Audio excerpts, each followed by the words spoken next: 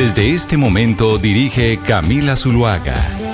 Son las 10 de la mañana, 33 minutos. Y aquí seguimos conectados con ustedes en Mañanas Blue. Ya saben que vamos hasta la 1 de la tarde y empezamos esta semana cortita después de un puente festivo, el día de San José, que realmente fue la semana pasada, pero gracias al señor Emiliano, pues todos los puentes se pasan para el lunes, a excepción pues de unos que son inamovibles, como el 20 de julio, como el 1 de mayo, como el 1 de enero y el 25 de diciembre, entre otros.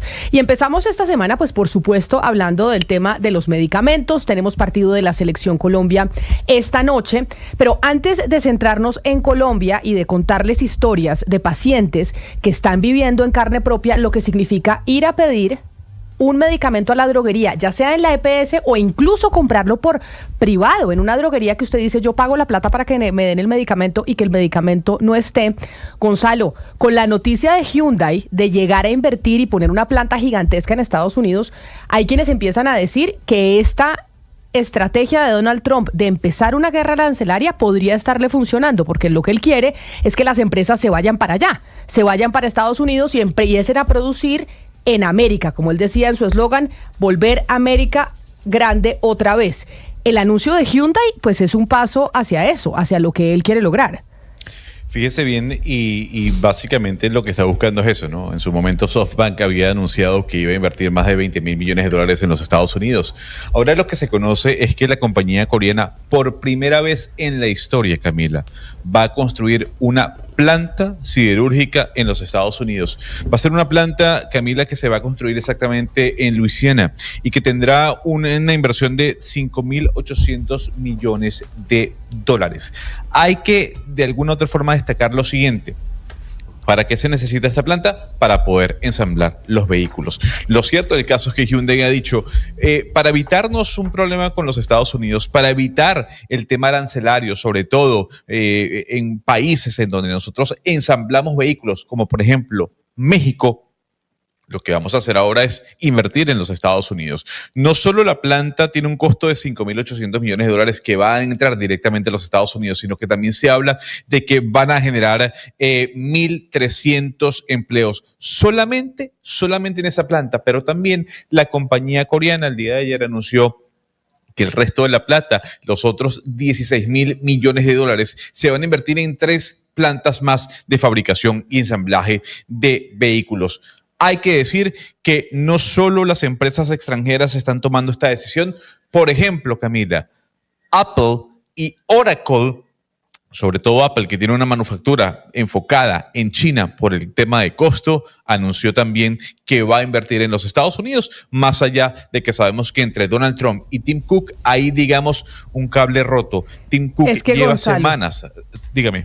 No, es que sobre eso de lo que usted está diciendo, perdóneme que lo interrumpa cuando estaba contando lo de Tim Cook, es que lo que está sucediendo es que empresas, por ejemplo, europeas, empresas asiáticas, pues van a decir, yo para evitarme el 25% del arancel o el arancel que me vayan a poner, porque todavía no tenemos claro cuáles son los aranceles que se van a poner en los Estados Unidos, pues paso mi fábrica para allá, paso mi ensambladora, paso lo que sea para allá, y entonces eso es lo que busca Donald Trump y su equipo de gobierno o lo que habían propuesto. Vamos a ver si les sale bien o no. Y es que empiecen a contratar norteamericanos y se empiece a producir allá, porque si usted produce allá, entonces no paga esos impuestos. Y eso tiene en alerta, pues obviamente a otras regiones del mundo que dice, se me está yendo la inversión, porque para evitarse el impuesto prefieren irse a maquilar en Estados Unidos. Fíjese que esta sería la segunda victoria de Donald Trump en menos de una semana y media con el tema arancelario. ¿Por qué le digo la segunda victoria? Porque Europa reculó, Camila. Europa reculó con respecto al arancel del 50% del bourbon proveniente de los Estados Unidos.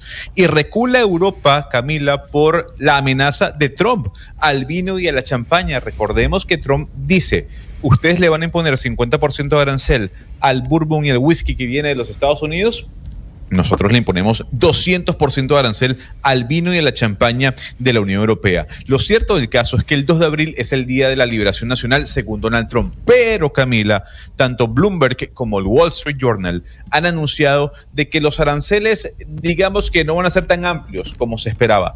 Donald Trump pega un frenazo, ayer las bolsas suben un poco, porque lo que se sabe es que el arancel va a estar distribuido en algunos sectores estratégicos para Donald Trump y no va a ser tan abierto como él venía diciéndolo desde hace algunas semanas atrás.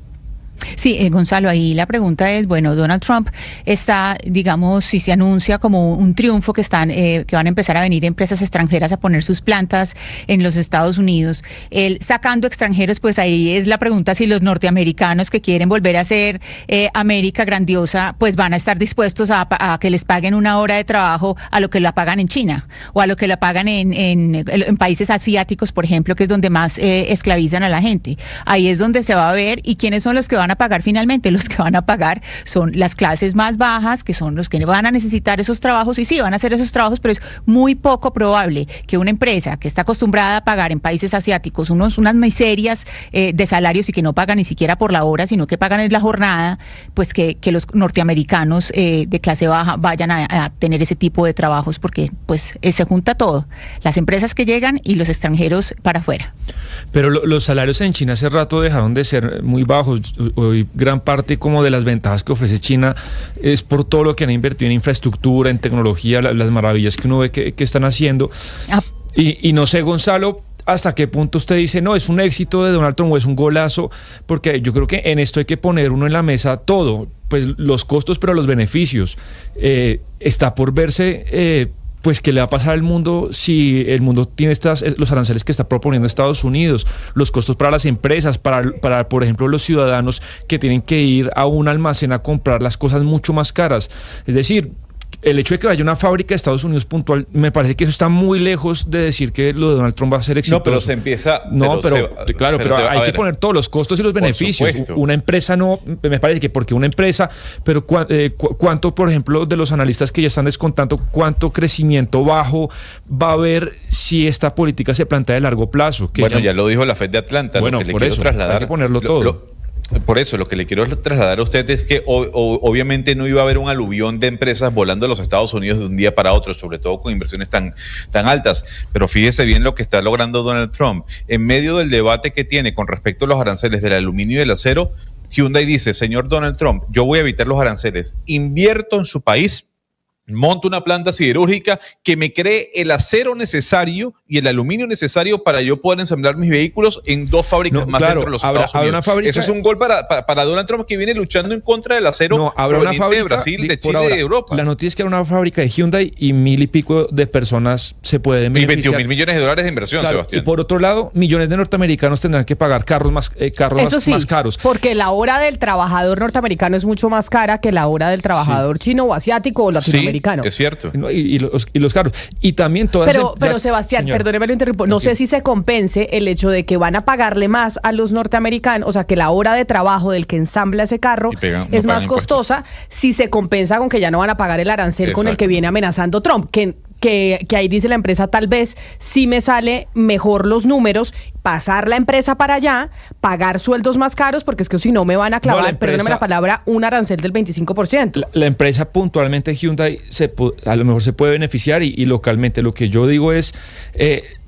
todos los norteamericanos tendrán que pagar mucho más caros por muchos productos, porque Estados Unidos tampoco fabrica todo. Entonces es ahí cuando ese tiene un costo para las personas y para las empresas también. Y acuérdese, Camila, que el 2 de abril entran en teoría en vigencia esos aranceles que anunció Donald Trump para los productos agrícolas. Dijo que para el mundo entero. Esta es la hora que no sabemos muy bien cómo nos va a afectar, pero ahí entra flores, entra café, entra aguacate. Pero ya es un hecho que entra el 2 de abril. El 2 de abril van a entrar. ¿Qué pasa? Él no ha detallado exactamente si va a haber alguna excepción o si no.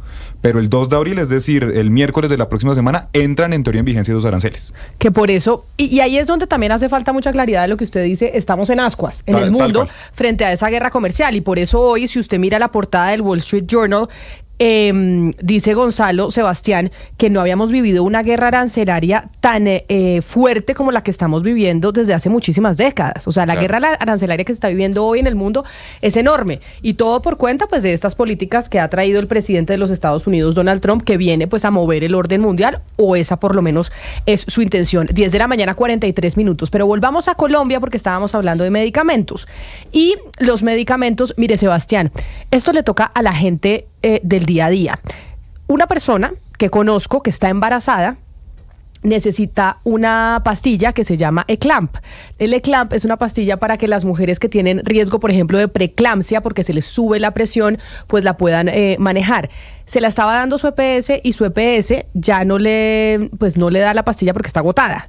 Entonces, y no tiene la capacidad de comprarla en la droguería, porque en la droguería cuesta como 90,000 pesos y esa persona pues no tiene el nivel adquisitivo para poder comprar esa pastilla. Entonces, son casos de personas que, por ejemplo, que están trayendo niños al mundo y que se están viendo afectadas por cuenta de esta escasez de medicamentos. Niños al mundo y niños en Colombia, que es súper importante porque otra vez se cayó la natalidad. Y entonces, no nos damos cuenta de lo grave que eso puede ser para el país. Son muchos menos niños de los que se pronosticaban. Esto se ha venido contando hace años, Camila, pero incluso el descenso de la natalidad se está recrudeciendo en Colombia a un ritmo mucho más acelerado de lo que esperaban los mismos expertos. Vea, Camila, hoy el DANE empezó a compartir parte de ese informe del 2024 y ya lo reproduce gente, por ejemplo, como ANIF. Vea este dato. Entre el 2020 y 2024, yo creo que la pandemia puede ser como un punto de una nueva sociedad en Colombia y en el mundo. Parecía que ese es el año, el 2020, la pandemia. Nacieron en Colombia 841,000 niños menos de lo esperado, es decir, más o menos 145,000 niños al año. Solamente el año pasado, Camila, nacieron 14.4% menos niños de lo esperado. Un total más o menos de 260,000. Le leo, por ejemplo, los departamentos en los que el descenso ha sido más abrupto. En el Guainía, 40% de caída de la natalidad. En el Baupés, 20%. En el Amazonas, 17%. En Bogotá, que es de las que menos ha caído, pero claro, Bogotá al tener el 20% de la población de Colombia, pues pega mucho. 10%. Pero igual 10% de la caída de la natalidad en Bogotá es enorme. Y somos más o menos entre el área, más las áreas las áreas rurales, los municipios aledaños, somos 10 millones de habitantes.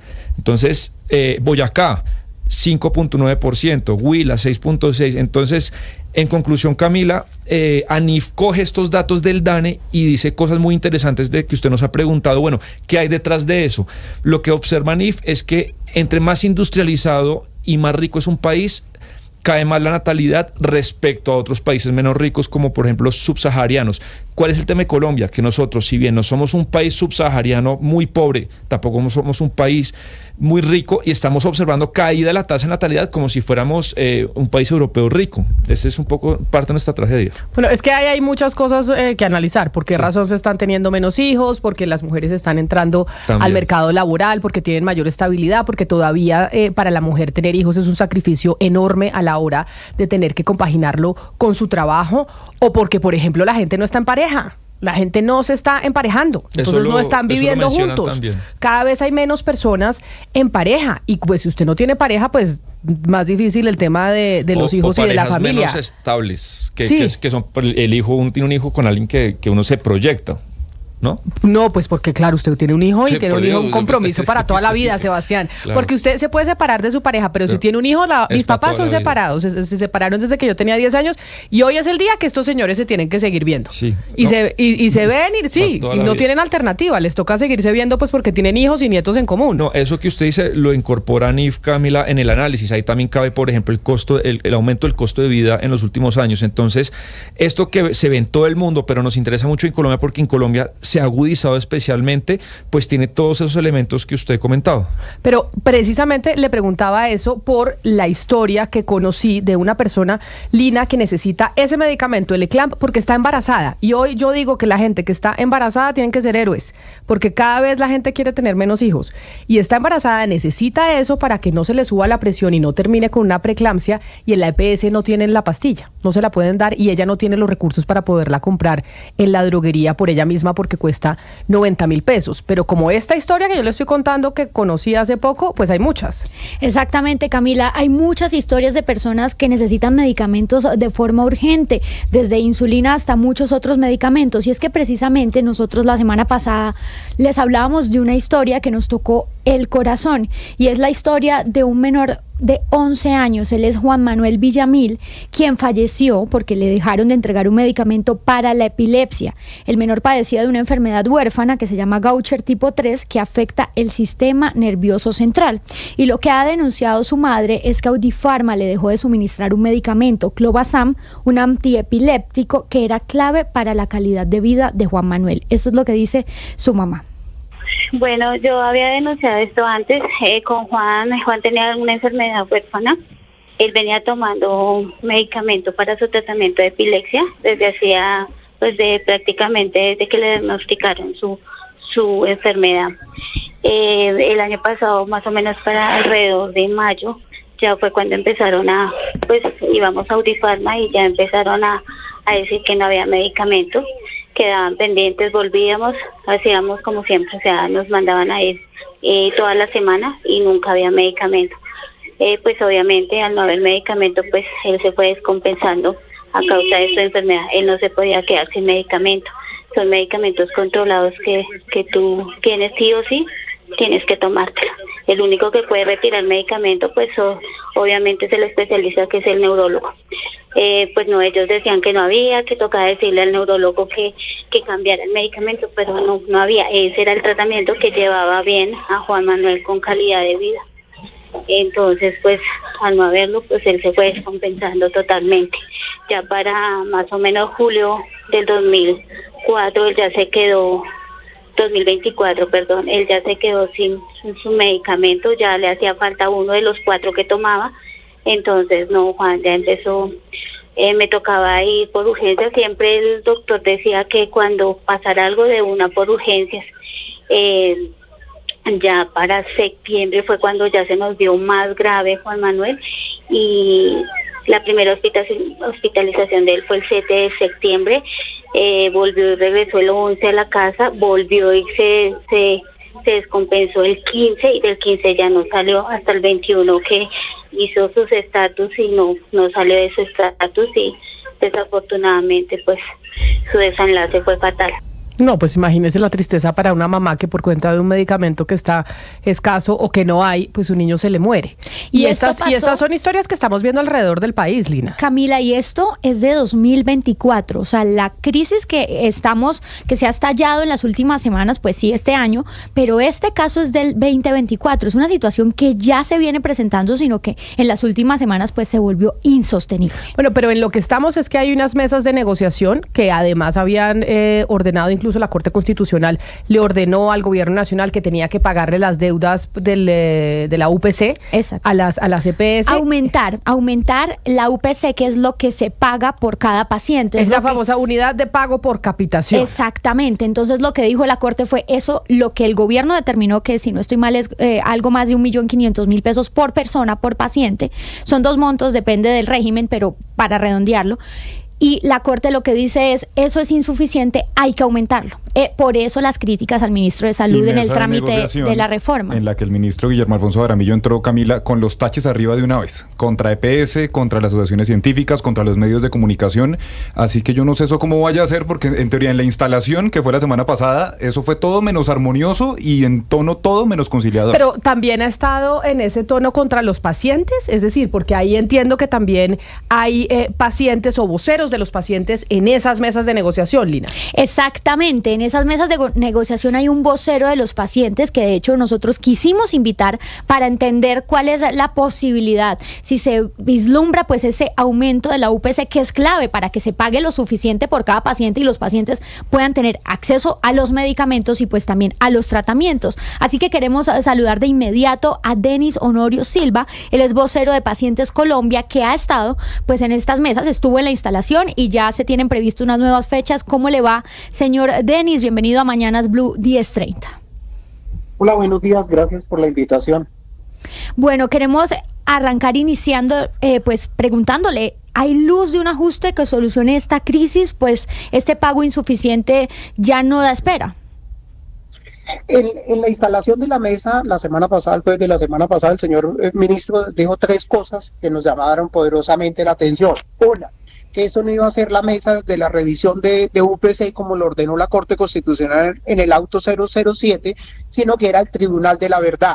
2, que las EPS se seguían robando los dineros de la salud, y 3, pues que él era consciente que hay una crisis dentro del sistema de salud, pero que mañana la crisis va a ser más grande hasta que no se apruebe la reforma al sistema de salud con el proyecto 312. Y nos llamó poderosamente la atención una cosa: si las EPS se están robando la plata, quiere decir que el gobierno se está robando a sí mismo. ¿Por qué hago esta afirmación?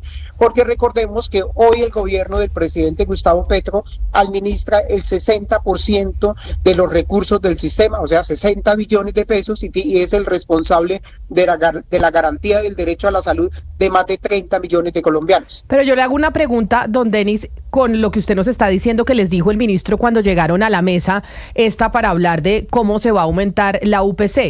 Y es que él dijo, este es un tribunal de la verdad, no vamos a cumplir lo que dice la Corte Constitucional. Decir que no va a cumplir lo que dice la Corte Constitucional no es una falta judicial, porque finalmente pues ahí en esa mesa pues se está cumpliendo la orden de un alto tribunal. Él lo que dijo, según lo que usted nos está comentando, es que eso no es lo que se va a hacer. No. Yo me imagino que de manera coloquial, o recordemos que el gobierno está en campaña política y uno de los temas que genera sensibilidad es el tema de la salud. Y él hacía referencia al Tribunal de la Verdad, es que las EPS están en la obligación de enviar la información porque manejan recursos públicos. Nosotros en esto estamos totalmente de acuerdo. Todas las EPS, públicas y privadas, intervenidas y no intervenidas, tienen que rendir cuentas y tienen que enviar información. Pero nos llamó Camila y señores de la mesa, es que decía otra cosa que sí pone en tela de juicio el alcance de la mesa. Decía el señor ministro que él no tenía que rendirle cuentas a la Corte Constitucional, sino al Consejo de Estado. Recordemos quién dio la orden. La orden la dio la Corte Constitucional y no el Consejo de Estado. Y la Corte Constitucional lo que le ordenó al ministro de Salud es que desde lo técnico hay que revisar si la UPC es suficiente desde el 2021 y si es insuficiente. Y si es insuficiente, pues hay que hacer los ajustes, cosa que al ministro no le gustó, porque el ministro sigue diciendo que la plata es suficiente. Si la plata es suficiente, ¿por qué las imágenes que ustedes están proyectando? Claro. Cada día la crisis de los medicamentos es más grande, cada día cierran más servicios hospitalarios. Recordemos que en lo que llevamos de este gobierno se han cerrado más de 9.000 servicios hospitalarios y en su gran mayoría servicios pediátricos que también estaban asociados al tema que ustedes tenían anteriormente. Pero nos llama poderosamente la atención qué están haciendo con la plata hoy de la UPC, porque es evidente que no les está pagando a los gestores farmacéuticos, a las IPS y a los médicos. Entonces, ¿para dónde se está yendo la plata del 2025 de la UPC? Sí, señor Silva, a mí, como le decía ahorita Camila, me llama mucho la atención esa instalación de esa mesa, en teoría de negociación o de diálogo, porque la impresión que me quedó a mí es que justamente el ministro fue dándole cumplimiento al auto de la Corte, pero que realmente no hay ninguna intención de negociar. De hecho, creo que en algún momento alcanzó a decir, es que los que definimos la UPC somos nosotros desde el Ministerio de Salud, no la Corte Constitucional.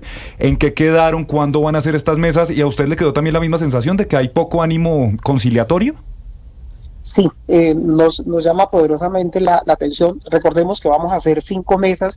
Este jueves de 27 de marzo es la segunda mesa o la primera mesa técnica, pero solo hasta hoy nos enviaron las 10 preguntas para analizar para la mesa, donde hay que revisar información que es exageradamente densa y la envían prácticamente un día o 2 días antes, como si la intención no fuera hacer un ejercicio técnico. La invitación que nosotros le hacemos al gobierno nacional son 3. 1, es que dejemos de lado la línea ideológica que tiene el señor ministro, que le asiste su derecho de tener una línea ideológica, y centrémonos en lo técnico. 2, invitemos a los médicos, que son los grandes ausentes. Sociedades científicas no está representado en la mesa, e invitemos a los gremios, que son los que tienen el grueso de la información de macroeconomía de la salud, porque recordemos que la asignación de la UPC tiene varios factores. 1 es el uso, 2 la frecuencia, y 3 los precios y las inclusiones. Y los técnicos son los que tienen esta información.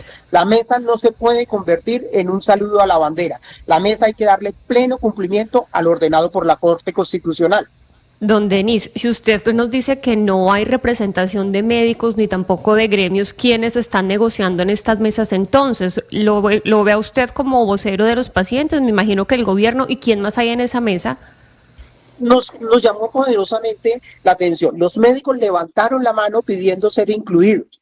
Pero el ministro dice que no los incluyeron porque en el auto de la Corte, es cierto que el auto demarca algunos gremios que tenían que estar invitados. ¿Cuáles son esos gremios? Las EPS, las EPS intervenidos y los gremios de las EPS, tanto ASEMI como Gestar Salud, pero no invitaron a la ANDI, que también tiene gremios de EPS, no invitaron a Socaja, que también tienen gremios de EPS, pero también estaban otros gremios que no están dentro del marco del ordenado por la Corte o del marco que fijó la Corte. Estaban algunos.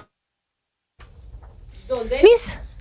Se me fue el audio, de don Denis. Lo vamos a oír. Vamos a ver si lo podemos recuperar, porque don Denis Silva, quien estamos escuchando y quien ustedes están viendo en estos momentos a través de nuestro canal de YouTube de Blue Radio en vivo y a través de Ditu, es el vocero de los pacientes en esa mesa que es donde pues supuestamente vamos a definir si vamos a subir la unidad de pago por capitación o no. Camila, una lista que no se publicó, es decir, yo creo que sí, el espíritu de esto ordenado por la Corte era abrir a una pluralidad de voces, de casi todas las voces del sector, para a ver si el gobierno tiene la razón o no, pues la lista debía ser pública. Nunca la publicaron. Yo le pregunté a las personas y me dijeron que había como si fuera una suerte de club nocturno privado en el que había un vigilante en la entrada con planilla en mano y dejaban entrar a una persona nada más de los que conformaban esa lista, pero que los que estaban en la lista ni siquiera sabía quiénes más estaban. Es decir, aquí se dice que es el Tribunal de la Verdad, cosa que yo creo que ningún estado se pueda arrogar qué es la verdad. Me parece fuerte eso, pero acto seguido no hacer pública la lista. Entonces ojalá Denis... creo que ya retomamos la comunicación. ¿Don Denis nos escucha? Sí, los escucho. Bueno, adelante. Usted nos ha dado pistas de quiénes estaban en esa lista porque, como digo, no se publicó, pero me interesa que nos cuente cómo fue la dinámica de esa primera reunión. A usted, por ejemplo, se le dio la oportunidad del uso de la palabra, cuánto tiempo habló, siente que a los demás también se les oyó o sencillamente fue como una exposición o un monólogo del gobierno. La metodología planteada en la agenda, Sebastián, es que inicialmente hablaba el señor ministro, después el viceministro presentando la metodología, pero en la metodología hay un error, es que la Corte Constitucional dice que la metodología, en el auto 07, la Corte dice que la metodología tiene que ser concertada con todos los actores del gobierno, y el gobierno dice que la metodología no está para concertación. Nosotros lo interpelamos y le decíamos, venga, es que el artículo 12 de la ley estatutaria 1751 dice que en la participación en salud sea desde la formulación de la propuesta hasta la implementación y evaluación de la misma. Después nos presentaron el calendario y hasta ahí pretendían que llegara al ejercicio. Nosotros levantamos la mano de los pacientes, hay 6 pacientes. De las IPS, que nos llama poderosamente la atención, de las IPS hay 15 personas y eso no genera equidad en la metodología propuesta. De las EPS hay 4 personas, de gestores farmacéuticos hay 3 personas, quedando algunos gremios, pero no están los centros de pensamiento que son importantes, no están las sociedades científicas, pero nos llamó la atención que hay una persona que se llama Vicente Calvo, que es un venezolano que viene, el gobierno usualmente le facilita información, alguna información buena, otra información lo que hace es utilizar esa información como bodega, pero esta persona, Vicente Calvo, estaba en representación de Vicente Calvo, y el auto de la Corte no son personas naturales. Lo que ordenó la Corte es que tienen que ser los gremios que hacen parte del ecosistema de la salud. ¿Para dónde voy con todo esto? La invitación respetuosa al Ministerio de Salud es cumplamos el auto de la Corte y pensemos qué gremios son relevantes en la discusión de un ejercicio técnico. Señor Silva, uno de los argumentos que se han sacado para todas estas reformas es que en las regiones se recibiría, o en lugares apartados se recibiría pues una mejor atención en salud. Y usted, que es uno de los representantes de los pacientes, que usted nos dice que son 6, ¿usted qué datos tiene de cómo en estos 2 últimos años se ha mejorado la atención a pacientes en las regiones que verdaderamente, digamos, son más apartadas, donde se supone que es donde ahora se estaría mejorando esa atención en salud? Nosotros, antes de que llegara este gobierno, no podemos decir que teníamos un sistema perfecto, porque eso sería faltar a la verdad. Teníamos dificultades de acceso, demora en el suministro de los medicamentos y demora en la asignación de las citas. Pero desde que llegó el gobierno del presidente Petro, recordemos que él tenía dos premisas. Una, el famoso chuchuchú, que no es un tema coloquial, era una estrategia de acabar con el sistema de salud. Y dos, la crisis explícita de la doctora Carolina Corches, ministra de Salud, para justificar una reforma. Nosotros hoy ¿qué analizamos? Hoy es que cada vez la situación es más compleja. Cuando cierran servicios hospitalarios, pues vamos a tener menos oportunidad para acceder a las citas, y en Colombia hay 16 millones de personas que son o somos consumidores de servicios de salud de manera permanente. El 30% de la población es adulta mayor. Cuando usted tiene una población que es adulta mayor, pues cada vez se requieren más servicios de salud. Y nada de esto lo resolvemos con el texto de la reforma propuesto, que se tendrá que revisar y discutir en la Comisión Séptima del Senado. Entonces, pensamos que lo que le interesa al gobierno son tres cosas. Uno, el control de los recursos del sistema de salud, que es distinto al giro directo. Dos, entregar a los políticos, porque así está que los entes territoriales podrán participar en la contratación de los servicios de salud. ¿Se imaginan ustedes en campaña, como estamos ahora en campaña política, peleando los contratos para la prestación de los servicios de salud? Y tres, que es una buena intencionalidad, eso no lo podemos desconocer, hacer promoción y prevención. Pero hoy tenemos cerca de 20.000 equipos extramurales en el país. Entren ustedes, no me crean a mí, entren ustedes a la página del ministerio a ver si alguien conoce cuáles son los resultados de ese piloto, que ya no tendría que ser un piloto porque tenemos más de 20 meses con equipos extramurales.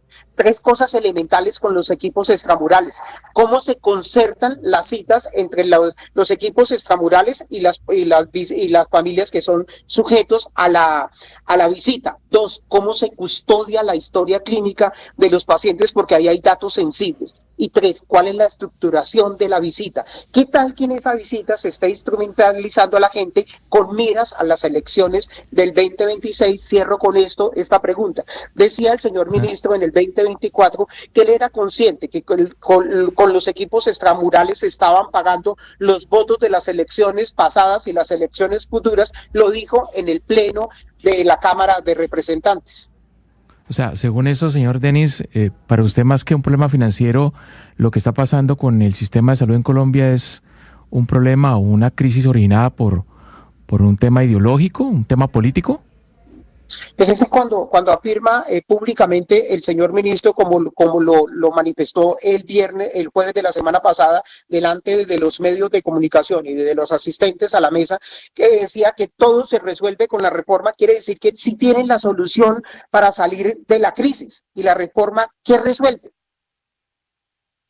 Pues don Denis Silva, vocero de los pacientes, muy preocupante el panorama que usted pues la radiografía que nos hace del sistema de salud, de lo que están viviendo los pacientes. Estábamos viendo imágenes en pantalla de las filas de las personas para conseguir los medicamentos y como lo decía Lucas al principio, pues estas mesas de negociación, de concertación, pues pareciera, ojalá no sea así, pues no nos van a llevar a ningún lado. Mil gracias por haber estado con nosotros y pues por estar en esa mesa, de negociación en donde usted pues es vocero de los pacientes y al final de la sociedad civil, de todos nosotros. Así que mil gracias por haber estado aquí en los micrófonos de Blue Radio.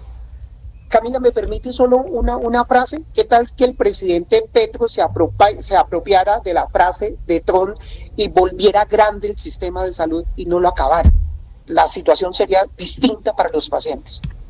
Don Denis Silva, vocero de pacientes en Colombia, gracias por estar en los micrófonos de Blue Radio. Y sí, el sistema de salud colapsando y el famoso chuchuchú, que es la frase que utilizó o el ruido que utilizó el presidente Petro en una entrevista que dio a la revista Cambio en su momento a Daniel Coronel, en donde dijo, chuchuchú, esto es lo que va a pasar, se van a ir pues cayendo como fichas de dominó. Pero mire, Gonzalo, en el 301-764-4108, nuestra línea de WhatsApp, muchos oyentes, y por eso le transmito la pregunta, me dicen, ¿esto se estará pareciendo a lo que sucedió en Venezuela con el sistema de salud? Me dijo, pregúntenle a los venezolanos si esto que están oyendo les suena pues conocido y similar. Y como usted es el único pues venezolano que tenemos en esta mesa de trabajo, por eso se lo pregunto a usted. Cuando usted estuvo en Venezuela o su familia que sigue en Venezuela, ¿esto que usted oye del sistema de salud que estamos viviendo nosotros en Colombia, ¿les suena parecido, como preguntan los oyentes? Pues, a ver, lo que pasa es que el sistema de salud venezolano es muy distinto al colombiano, entonces partamos de ese hecho, ¿no? Nosotros tenemos un sistema que trabaja bajo la seguridad social. Hay sector público y sector privado, no hay un sector mixto como tal. Entonces, conseguir medicamentos en el sector público es imposible, o sea, no existe eso. En el sector privado sí, pero de alguna otra forma tiene un alto costo per se. Entonces, digamos que hacer la comparación con Venezuela no sería el lugar, porque son dos sistemas completamente diferentes. Lo que sí le puedo decir es que el sistema público venezolano, regido bajo la seguridad social, es casi que imposible tener un buen sistema de salud que lo atiende a usted y además una buena cantidad de medicamentos que puede encontrar. Es imposible tal vez conseguir medicamentos gratuitos en el sistema de salud público venezolano. Se lo preguntaba porque de verdad son muchos oyentes los que nos están diciendo eso, si de verdad podemos hacerlo comparación con lo que sucedía en Venezuela, y que le preguntara a usted, que es el venezolano de la mesa. Pero mire, Jennifer, por ejemplo, John, que también nos escribe a nuestra línea de WhatsApp 301-764-4108, que es trabajador formal como nosotros, y dice, mire, Camila, ¿por qué no analizan lo que está pasando con los aportes al sistema de salud? Porque, por ejemplo, yo pago mes a mes 200,000 pesos. Por 12 meses yo aporto al año 2,400,000 pesos.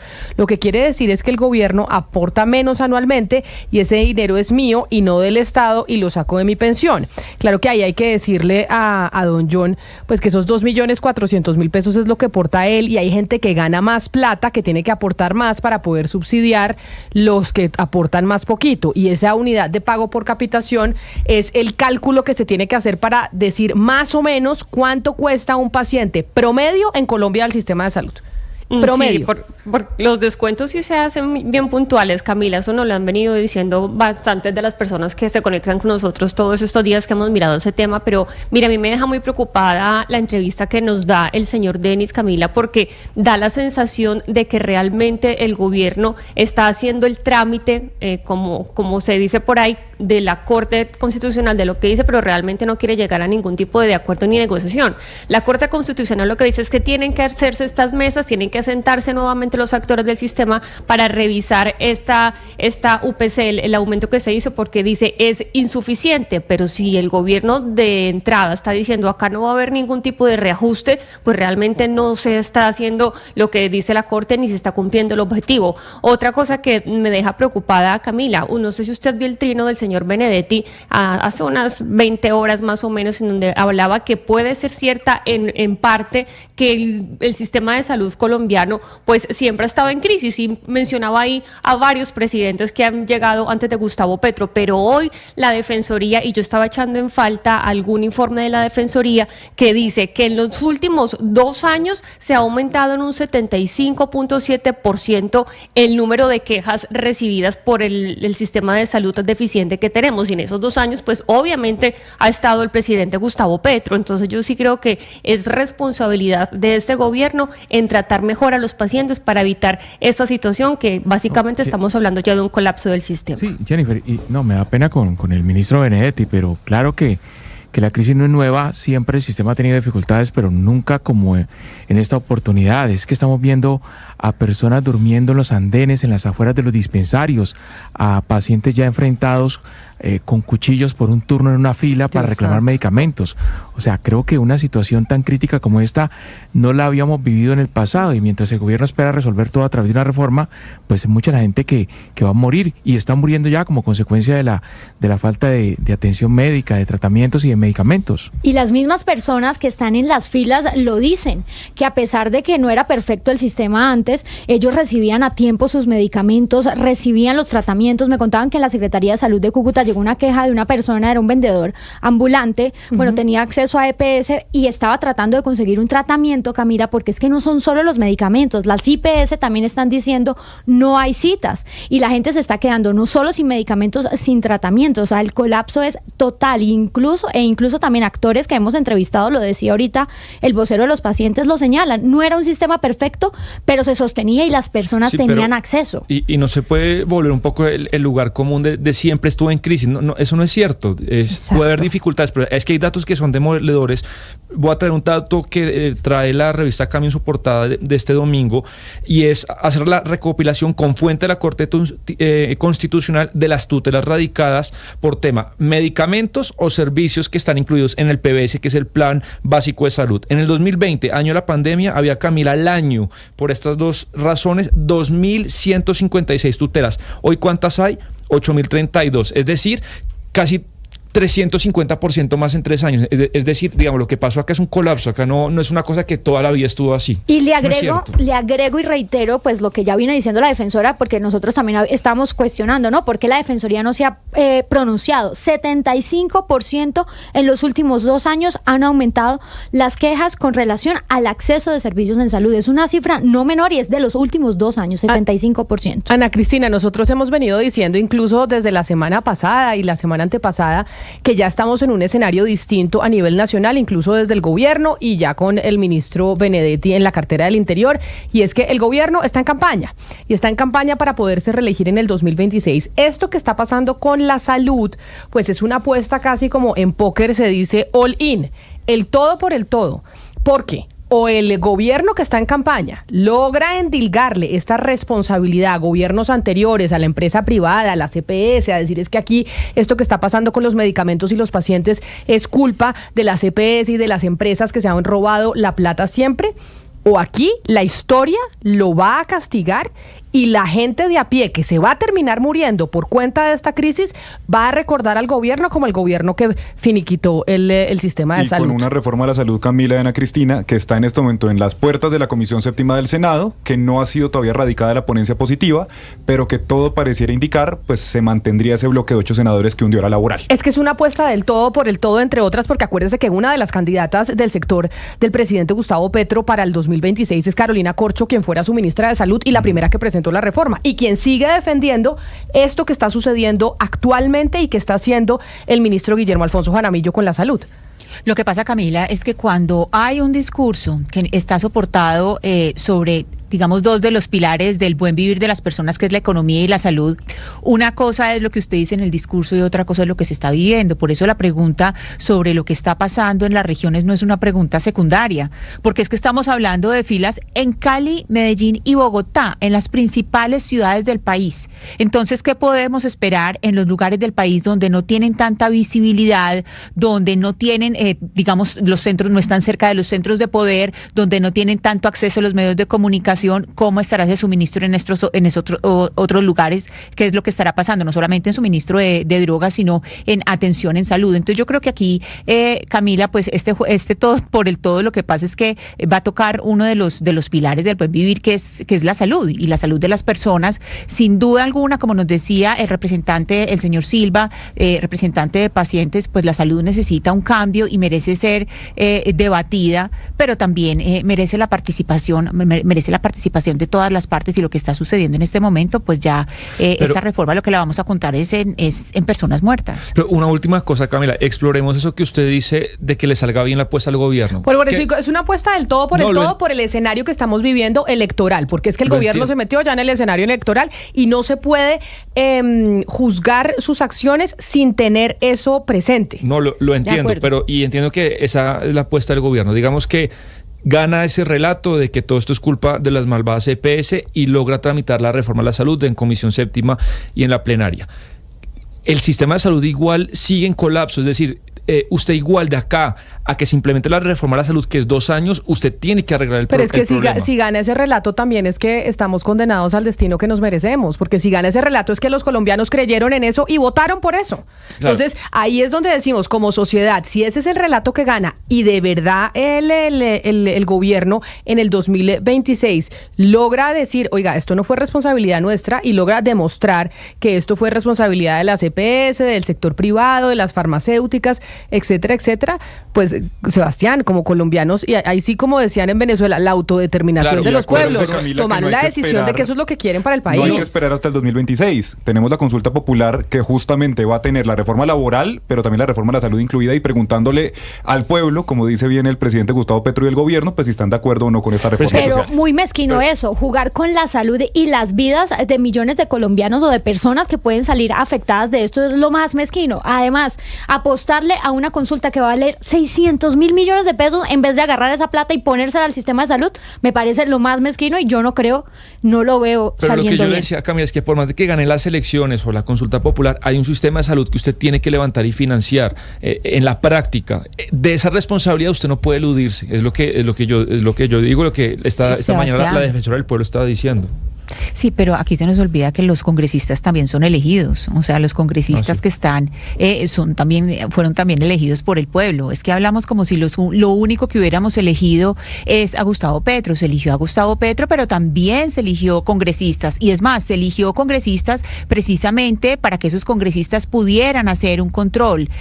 Por eso ahí también hay ese balance, ese equilibrio de poderes, porque también se necesita el legislativo. Y yo, la verdad, pues digamos, yo creería que el pueblo o que en los votos en las urnas cobrarían lo que está pasando por el sistema de salud, pero también sabemos que perfectamente que lo que está pasando con por ejemplo, Benedetti, para que tienen a Benedetti ahí, o para que tienen personajes como Roy Barreras que pescan votos en todas partes, pues entonces no creo que esto se lo vayan a cobrar muy duro, porque pues también tiene unos alfiles que son de derecha, de izquierda o de lo que toque, pero que lo que saben hacer es pescar votos.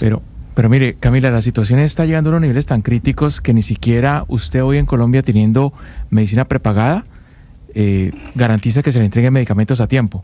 Antes usted iba a un especialista, él le ordenaba una receta, una orden de medicamentos, y usted lo reclamaba el mismo día. Ahora... Pero venga, Hugo Mario, es que ahí eso que usted está contando es uno de los desfases del sistema actual, y es lo que critica también el gobierno del presidente Gustavo Petro y lo que quería cambiar. A usted en la prepagada no le dan los medicamentos, la prepagada a usted no le da medicamentos. Lo que pasaba es que usted, haga de cuenta, tenía EPS Sanitas y tenía de prepagada Colsanitas. Entonces usted, como pagaba más caro porque pagaba prepagada, iba a un médico, le daban la cita ahí mismo, y ese médico le recetaba los medicamentos para que usted los reclamara por EPS. Exacto. Y eso es lo que es demencial del sistema, porque todos tenemos que estar o todos en el suelo o todos en la cama. Porque si yo pago más por un servicio de prepagada, me van a dar prioridad en la EPS? Y al que sí no tiene plata para pagar la prepagada, le toca hacer la fila en la EPS. No, pero entonces, eso que usted está diciendo es precisamente lo mismo de la crisis de las EPS, porque a usted la prepagada no le da medicamentos. Claro. O sea, yo no conozco ninguna prepagada que dé medicamentos, pero me puede equivocar. No, los entregan a través de las EPS. Por ejemplo, yo tengo prepagada Sura, EPS Sura, y eso es lo que pero pues ellos eso es lo han que hecho. Es una aberración. Sí, o sea, no puede ser que porque usted pague prepagada, entonces va a tener privilegio para que le den en la EPS el medicamento. Camila, el usuario, mire, o sea, si el sistema colapsó, ¿qué estaban haciendo los usuarios? Pues contratando prepagada, ¿sí? Se habían disparado las afiliaciones a las empresas de medicina prepagada en Colombia, porque la gente pues intenta salvar su vida o tener una buena condición de salud. Claro, pero los medicamentos, pero la crisis pero ya ni siquiera eso garantiza la atención y los medicamentos. No, porque la prepagada no le garantiza los medicamentos. La prepagada, uno debería garantizar los medicamentos. No lo los hace. medicamentos son a través de EPS. Lo que pasa es que la cita con el especialista o con el médico sí es más fácil de conseguir. Y eso era lo que también planteaban en la reforma, y que yo creo que tienen razón, porque si usted tiene plata para pagar una prepagada y frente a alguien que no la tiene, a mí me van a dar el medicamento primero que al que solo tiene PS. Eso no está bien, y eso era lo que buscaba también cambiar, o una de las cosas que buscaba cambiar la reforma. Esto ha acelerado lo que usted dice, que es la privatización de la salud. Sí, vivir como en Brasil. Es decir, o en Estados Unidos. El resultado de todo lo que está pasando es todo lo contrario, que el que no tiene plata, el que no tiene recursos, tiene que sacar más plata con el sector privado, sea con la farmacia a 500,000 pesos el medicamento para el cáncer, o sea, Camila, por una consulta externa que también vale 300,000 pesos la consulta. Pero, y que podemos terminar como Brasil o como Estados Unidos, en donde el sistema de salud es completamente privado, se pagan unas cifras exorbitantes, y la gente, por ejemplo, tiene a alguien desmayándosele al lado en un restaurante y no pide una ambulancia porque siente que le va a tocar pagarla a él. Tremendo. Y deja deja a la persona ahí muriéndose en el restaurante. Hacemos una pausa y regresamos porque nos vamos precisamente para Estados Unidos porque anuncia el gobierno de ese país que se revoca un parol humanitario para más de 500,000 migrantes de Cuba, Venezuela, Nicaragua y Haití.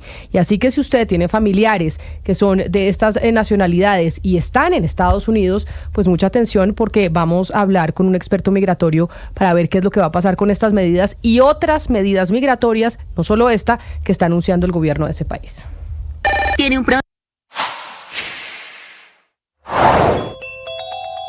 El Consejo de Estado ordena nuevamente una rectificación del presidente Gustavo Petro por las declaraciones sobre el ex vicepresidente Germán Vargas Lleras, en los que acusaba de ejercer una influencia política indebida sobre el Consejo Nacional Electoral. Esto sucedió el 5 de diciembre del 2024. Habla el expresidente Germán Vargas Lleras. Celebro esta providencia que me protege mis derechos fundamentales y lo que es más importante, le ordena a Petro se retracte de sus afirmaciones en un plazo de 48 horas.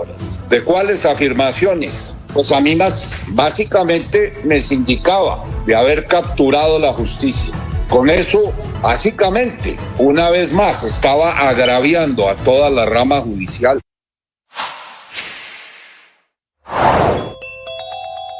Una comisión del Senado de la República viajó este fin de semana a Estados Unidos para sostener reuniones con políticos de este país en temas como la migración, seguridad y la lucha contra el narcotráfico. Pero también se pudo establecer que acudieron a la Comisión Interamericana de Derechos Humanos para denunciar al presidente Gustavo Petro.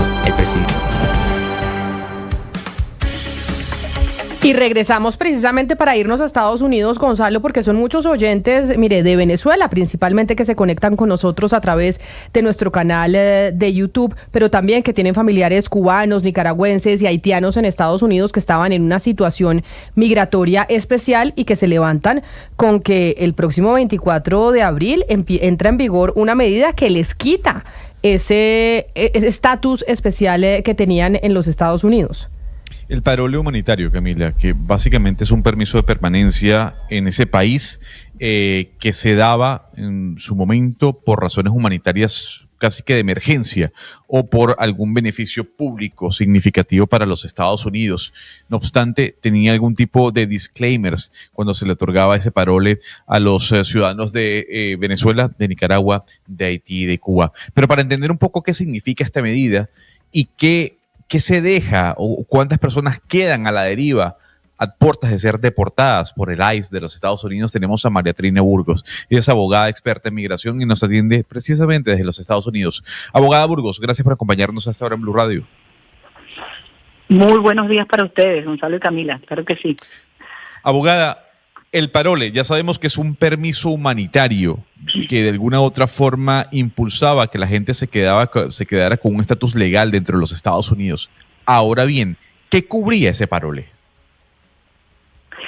Sí, fíjate, para explicarles un poquito la historia rapidito, lo que originó el parol humanitario fue la apertura de la frontera, sin estar haciéndole culpa a ningún gobierno, sino que hubo la gente entrando sin ningún tipo de control. Entonces se creó el parol humanitario para que la gente entrara organizadamente y con seguridad, porque bueno, pasando la selva, todas esas cosas y todos esos sufrimientos que estaban pasando los inmigrantes. Entonces fue un programa bueno, pienso que fue un programa excelente. Eso sí, lo que están diciendo los detractores, dicen, bueno, pero es que siempre fue por 2 años.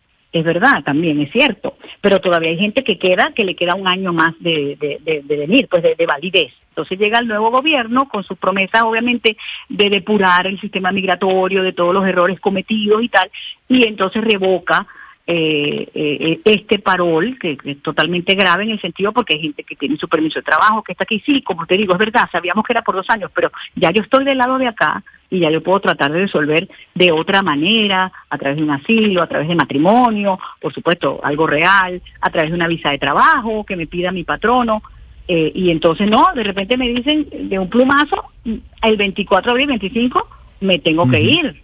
Claro. Doctora Burgos, justamente... Es grave, pues, sí. grave. Sí, dígame. No, que justamente quiero preguntarle por eso. Este programa nace en el gobierno de Joe Biden y justamente uno de los requisitos que tenía es que usted tuviera un patrocinador que fuera residente o ciudadano legal en Estados Unidos y que de cierta forma patrocinara la estadía en el país. Quiero preguntarle qué pasa justamente con estas personas que usted nos dice, bueno, pueden llevar un año, pueden llevar y todavía les puede quedar un año. A partir del 24 de abril, en este momento en teoría pueden residir legalmente, pueden trabajar legalmente estos ciudadanos de Cuba, Venezuela, Nicaragua y Haití. Desde el 24 de abril quedarían ya inmediatamente como ciudadanos irregulares. Quedarían como ciudadanos irregulares, pero como siempre también tenemos la gran ventaja, todavía en este país tenemos la separación de poderes, vienen las demandas federales, ya las prometieron, o sea, así como vinieron demandas para el TPS que se están esperando soluciones, también vienen las demandas federales para este grupo, que no solamente es Venezuela, sino estos países, Haití, Cuba y Nicaragua también. Entonces vienen las demandas, por eso siempre se dice, bueno, calma, yo siempre aconsejo, bueno, no tome el avión desesperadamente. Claro, si usted se quiere autodeportar e irse porque ya está cansado de tanta angustia y no aguanta más, bueno, está bien, lo entiendo. Pero realmente en este país todavía quedan las luchas a través de las cortes, los medios, y bueno, por supuesto ya prometieron los grupos defensores de los inmigrantes que van a someter demandas en contra de esto, sobre todo estas personas. Y no sé si recuerdan, Gonzalo, Camila, si recuerdan que hubo un problema serio del abuso del patrocinante que usaron, bueno, porque le buscaron la vuelta, la viveza criolla, y le buscaron la manera de una persona que había pedido no sé cuántas miles de personas cobrándole una barbaridad. O sea, ahí hubo ese momento de fraude, pero ese momento se detuvo, lo suspendieron por un tiempo y después lo retomaron nuevamente cuando averiguaron quiénes eran estas personas inescrupulosas que le habían robado el dinero a toda esta gente, ¿no? Pero dicho esto, se reanudó el proceso y todo fue perfectamente bien a través de las huellas digitales, el background check de la persona, y toda esa gente paga impuestos, toda esa gente tiene un permiso de trabajo, está produciendo en este país. Pero bueno, imagínate. Claro, abogada, hacia allá yo quería preguntarle, el presidente Donald Trump ha englobado a los migrantes catalogándolos de delincuentes, poniéndolos a todos dentro de una bolsa. ¿Usted cree que aquí están pagando justos por pecadores quienes hicieron lo correcto, quienes solicitaron este parole por la ayuda necesaria humanitaria y quienes se aprovecharon de una ley, como dijo mi compañero, y de un programa que le abrió las puertas a los migrantes desde el gobierno de Joe Biden? ¿Hubo aprovechamiento? Claro que hubo aprovechamiento, pero la balanza se inclina a ayudar a los inmigrantes en el sentido del aprovechamiento es de unos pocos. El porcentaje de delincuentes es de unos pocos. El famoso Tren de Aragua es de unos pocos. No todo el mundo lo puede meter en el saco. Entendemos que hubo tragedias bien fuertes en este país de asesinatos. Y esa gente está presa y los van a deportar o ya los deportaron. Pero la gente, el ciudadano de a pie, bueno, que el ciudadano extranjero, pues que viene, que obtuvo su permiso de trabajo, que viene con esa fe de algún día llegar al sueño americano, ¿por qué nos van a meter a todos en el mismo saco? Es muy, muy peligroso cuando la secretaria de Seguridad de Homeland Security dice que todos son delincuentes. Entonces son cosas que se les van y dicen y después no saben el daño que hacen. Ya el agua está derramada, ya no. Y de verdad ahorita hay una agresión. Yo entiendo la campaña del presidente Trump, yo la entiendo. Y por eso ganó bastantes votos, de que iba a depurar, iba a sacar la gente y este país no aguantaba eso también, es cierto. Pero también el hecho de eso, de que ¿por qué pagan justos por pecadores? Por supuesto que sí. Claro, abogada, yo quisiera preguntarle, ¿qué hace una persona en este momento que está bajo la situación del parole? Si un familiar nos está escuchando en este instante, ¿tiene que acudir a un abogado migratorio? ¿Tiene que, como usted dice, esperar a lo que pueda fallar un juez federal según alguna demanda que se introduzca? ¿Qué tiene que hacer esa persona que está dentro de la cuenta de las 500,000 migrantes que pudiesen perder ese estatus el 24 de abril? Claro que sí. Yo sé que es muy fácil decirles, don't panic, mantengan la calma, pero no tomen ese avión ahorita porque, como te digo, tienen estos 30 días y cada caso es diferente. Vea su caso, el suyo es diferente al del amigo o al del vecino. Entonces, a lo mejor usted es cubano, usted puede hacer el ajuste cubano porque el cubano no lo han quitado todavía, el ajuste cubano existe. Y usted puede hacer el ajuste cubano al año y el día y esa es una entrada legal. Usted está perseguido en su país, puede meter un asilo. usted se casó y se enamoró, como te digo, de verdad, y tiene su esposo ciudadano americano, puede resolver por ahí. Tengo un empleador que me va a hacer un patrocinante, una visa de trabajo. Entonces, hay maneras de quedarse. Lo que tiene que tener cuidado, obviamente lo que acabas de decir, consultar a un profesional, lo que tiene que tener cuidado es con lo too good to be true, o sea, demasiado bueno para ser verdad. Te están cobrando $10,000 y te va a llegar la green card en un mes. Eso es mentira. Entonces, eso es lo que tiene que tener la gente, porque se desesperan, aprovechan. Dígame. Sí, abogada, usted se adelanta un poco a lo que yo le quiero preguntar, y es sobre los empleadores. Si yo soy empleador en los Estados Unidos y tengo uno de estos ciudadanos que está bajo estas circunstancias, nicaragüense, de Cuba o de Venezuela, ¿qué pasaría si yo no delato o no revelo que tengo esa persona entre mis empleados? O sea, ¿podría tener un tipo de sanción? ¿Qué pasa con el empleador? Sí, muy buena la pregunta, porque hay muchos casos que los empleadores realmente no les importa, o sea, no es que no les interese, sino que están tan contentos con su empleador que dicen, mira, yo no voy a decir nada. Pero eso, si llega a ICE, al sitio de trabajo, les puede poner una multa al empleador. También hay una cosa que se llama E-Verify, que son ayudas del gobierno federales a los estados, a las empresas de diferentes estados. Y si tú no estás inscrita en E-Verify, la empresa, entonces no te dan esas ayudas. Pero si tú estás inscrita en E-Verify, tú no puedes tener nadie ilegal. Entonces hay sus limitaciones, pero hay mucha gente aquí que realmente no, de hecho, no te preocupes que yo de aquí no te voy a sacar. Menos mal que eso está ocurriendo, pues. Pero si están corriendo ese riesgo la empresa, claro que sí.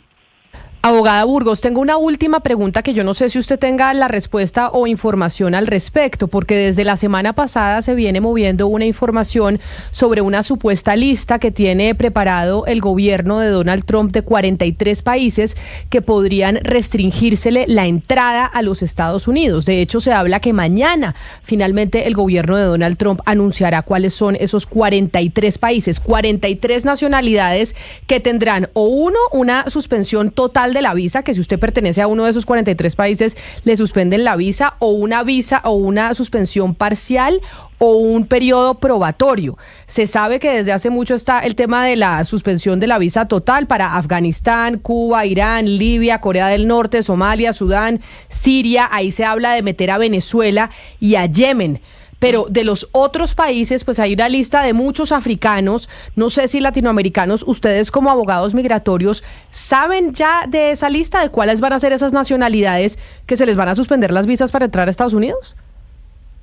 Bueno, te comento que nosotros sabemos lo mismo que sabe todo el mundo. Eso es un rumor, pero como estamos cansados de rumores, de como el lobo, que viene el lobo, y llegó el lobo, y nos han dicho varias cosas que nadie ha creído y están pasando. Entonces, esto es creíble. O sea, esto viene con los colores, el rojo, el anaranjado, el verde, creo que así nos van a tildar los países, dependiendo de la sanción que tengan, ¿no? Y de que si van a poder entrar, si no van a poder entrar. Esto es grave, obviamente, pero yo creo que sí viene, Camila, yo creo que viene, puede ser mañana, pasado, están como que acomodándolo, ¿no? Viene con todo, porque en la primera administración del presidente Trump él tuvo muchas caídas y perdió muchas cortes porque no estaba preparado. Ahora viene con todo, con los abogados, con las cortes, y ha sido duro, pues viene con eso, pero yo sí creo que va a salir en cualquier momento, pues. Me imagino que estarán discutiendo qué país, qué no país, por qué eres tan duro con por qué no eres con ese es el problema. Pues abogada María Trina Burgos, abogada experta en migración, gracias por haber estado con nosotros, por atendernos, por darnos señales para quienes están en esta situación migratoria en los Estados Unidos o tienen algún tipo de familiar que pertenece a estas nacionalidades y que tenían este parol humanitario y pues que se lo van a revocar a partir del 24 de abril. Gracias por haber estado en los micrófonos de Blue Radio. No, gracias a ustedes. Hasta luego. Gonzalo, y frente a lo que decía la abogada, que evidentemente son rumores, porque pues hasta ahora pues no se ha tomado la decisión final o no se han anunciado cuáles son esas 43 nacionalidades que van a ponerles en revisión la visa. Lo que sí hay es mucho temor en Estados Unidos porque se dice que mañana el gobierno de Donald Trump anunciaría cuáles son esos 43 países. Y se dice que va a haber, como yo le decía a la abogada, tres como un semáforo, haga de cuenta. Rojo, naranja. Exacto. Son tres colores y a ver, los países se saben. Ya, o sea, la filtración que dio el New York Times hace 2 semanas y de la cual hemos venido escuchando. Pero no es oficial. O sea, lo que le quiero decir es, o sea, son rumores, no se sabe bien el lobo, ahora ya decimos si va a venir el lobo y Trump sí lo va a hacer y va a suspenderle la visa de estas nacionalidades. Pero pues hay una filtración, pero no hay una confirmación, que es la que se espera para mañana. Exactamente. Desde la semana pasada venimos escuchando es que Donald Trump va a anunciar eso, ¿no? Lo iba a anunciar el martes pasado. Veremos si mañana miércoles lo anuncia. Son 3 colores, Camila. El color rojo, más que suspender las visas, tendrían una prohibición de viaje o de entrada a los Estados Unidos. Países, como usted bien ha dicho. Pero ahí perdóneme lo interrumpo porque ahí lo toca usted directamente. Porque en la suspensión total de visa se está hablando de Venezuela. Quiere decir que usted como venezolano con visa norteamericana se le suspende la visa. No podría entrar en los Estados Unidos. Por eso. Es que eso es lo grave. O sea, ¿cuántos venezolanos hay aquí en Colombia, en España, en el mundo? En Colombia son 2.800.000 y se calcula que en total el éxodo de venezolanos ha sido entre 7 y 8 millones desde el 2014, 2015. Y usted, perdóneme que le pregunte, Gonzalo, porque pues lo tengo aquí. ¿Usted tiene temor de eso? Porque si se habla que Venezuela va a entrar ahí, quien tenga un pasaporte venezolano y una visa norteamericana en ese pasaporte venezolano se la van a suspender. Pues temor... Pues, ¿qué puedo hacerle, Camila? O sea, no vivo en los Estados Unidos, no podré viajar a los Estados Unidos. ¿Qué le digo? Pero de temor de que me suspendan la visa, pues no, o sea... Pero es que yo sí creo que debe haber muchas familias venezolanas que nos están escuchando en estos momentos. Eso es otra cosa. Que tienen a sus familiares allá en Estados Unidos que quieren viajar a visitarlos y entran con la visa venezolana y no van a poder volver a entrar. Pero además, Camila, se confirma. Es otra cosa. Gracias al parol Gonzalo que instauró Joe Biden en su gobierno, y que si usted tenía justamente un primo, un familiar, usted podía ir y entraba legal, podía trabajar, y de la noche a la mañana, Camila, a partir del 24 de abril, usted ya queda de manera irregular. No, pero a ver, una cosa es que usted me pregunte a mí como Gonzalo y otra cosa es que me pregunte usted como venezolano. Yo creo que eso es un error garrafal que está cometiendo Donald Trump, sobre todo tomando en cuenta el apoyo que le dio la comunidad venezolana al presidente en el sur de la Florida. No hablemos de lo que significa la comunidad venezolana para el béisbol de los Estados Unidos, Camila. O sea, hay que para los negocios, es que en el semáforo en rojo los venezolanos están. Si usted tiene una visa, ya sea para turismo, viajes de negocios, educación, si usted va a ir como venezolano, no sé, a Stanford a hacer un máster, no lo van a dejar entrar. Sí, no o sea, prohibido el que tenga pasaporte venezolano entrar a Estados Unidos si esta restricción se confirma. A mí lo que tal vez lo que me genera indignación es que nos pongan al lado de países como Somalia y Corea del Norte, ¿no? Que están dentro de la misma lista roja. Porque si nos vamos al naranja, está Bielorrusia, está Haití, está Laos, está Myanmar, Pakistán, incluso Rusia. Pero que Venezuela la ponga al lado de Sudán, de Somalia, de Corea del Norte, de Afganistán, sí llama muchísimo la atención. De Libia o de Irán, pues llama mucho la atención a sabiendas de lo que sabemos que es el régimen de Nicolás Maduro. Esto va a traer una afectación sin duda alguna para los venezolanos que tienen intereses en los Estados Unidos, Camila, sobre todo familiares. Y la pregunta que muchos se hacen, partiendo de lo más banal siquiera, oiga, ¿y qué va a pasar con los venezolanos que juegan béisbol? Que son muchísimos, Camila. ¿Y qué va a pasar con los migrantes en el sur de la Florida y los empresarios en el sur de la Florida? Que son muchísimos. Entonces, sí, se genera una duda sobre si realmente Venezuela estará dentro de esta lista roja, porque además hay que decirle, de los países latinoamericanos únicamente aparecen 2. ¿Cuáles? Aparece Cuba y aparece Venezuela. Obviamente, en el semáforo de color amarillo aparece, no países latinos, pero sí de las islas del Caribe. Aparece Antigua y Barbuda, aparece San Cristóbal y Nieves, aparece Santo Tomé, Santa Lucía, pero Dominica, pero no aparece ningún país, ni siquiera aparece Nicaragua. No aparece Nicaragua. Está Nicaragua. Pero y aparecen muchos países africanos, Hugo Mario, ya en el periodo probatorio, la mayoría son países de África. No, y también la pregunta, Gonzalo, es qué va a pasar con esos miles de venezolanos que estaban tramitando su asilo político en Estados Unidos, porque es que de 2 de cada 3 personas que piden asilo en Estados Unidos son de América Latina, y el país, los ciudadanos que más piden asilo político son los venezolanos, más de 448,000 entre el 2018 y el 2023. Y después de ellos vienen los cubanos, los guatemaltecos, los hondureños, los mexicanos y los colombianos.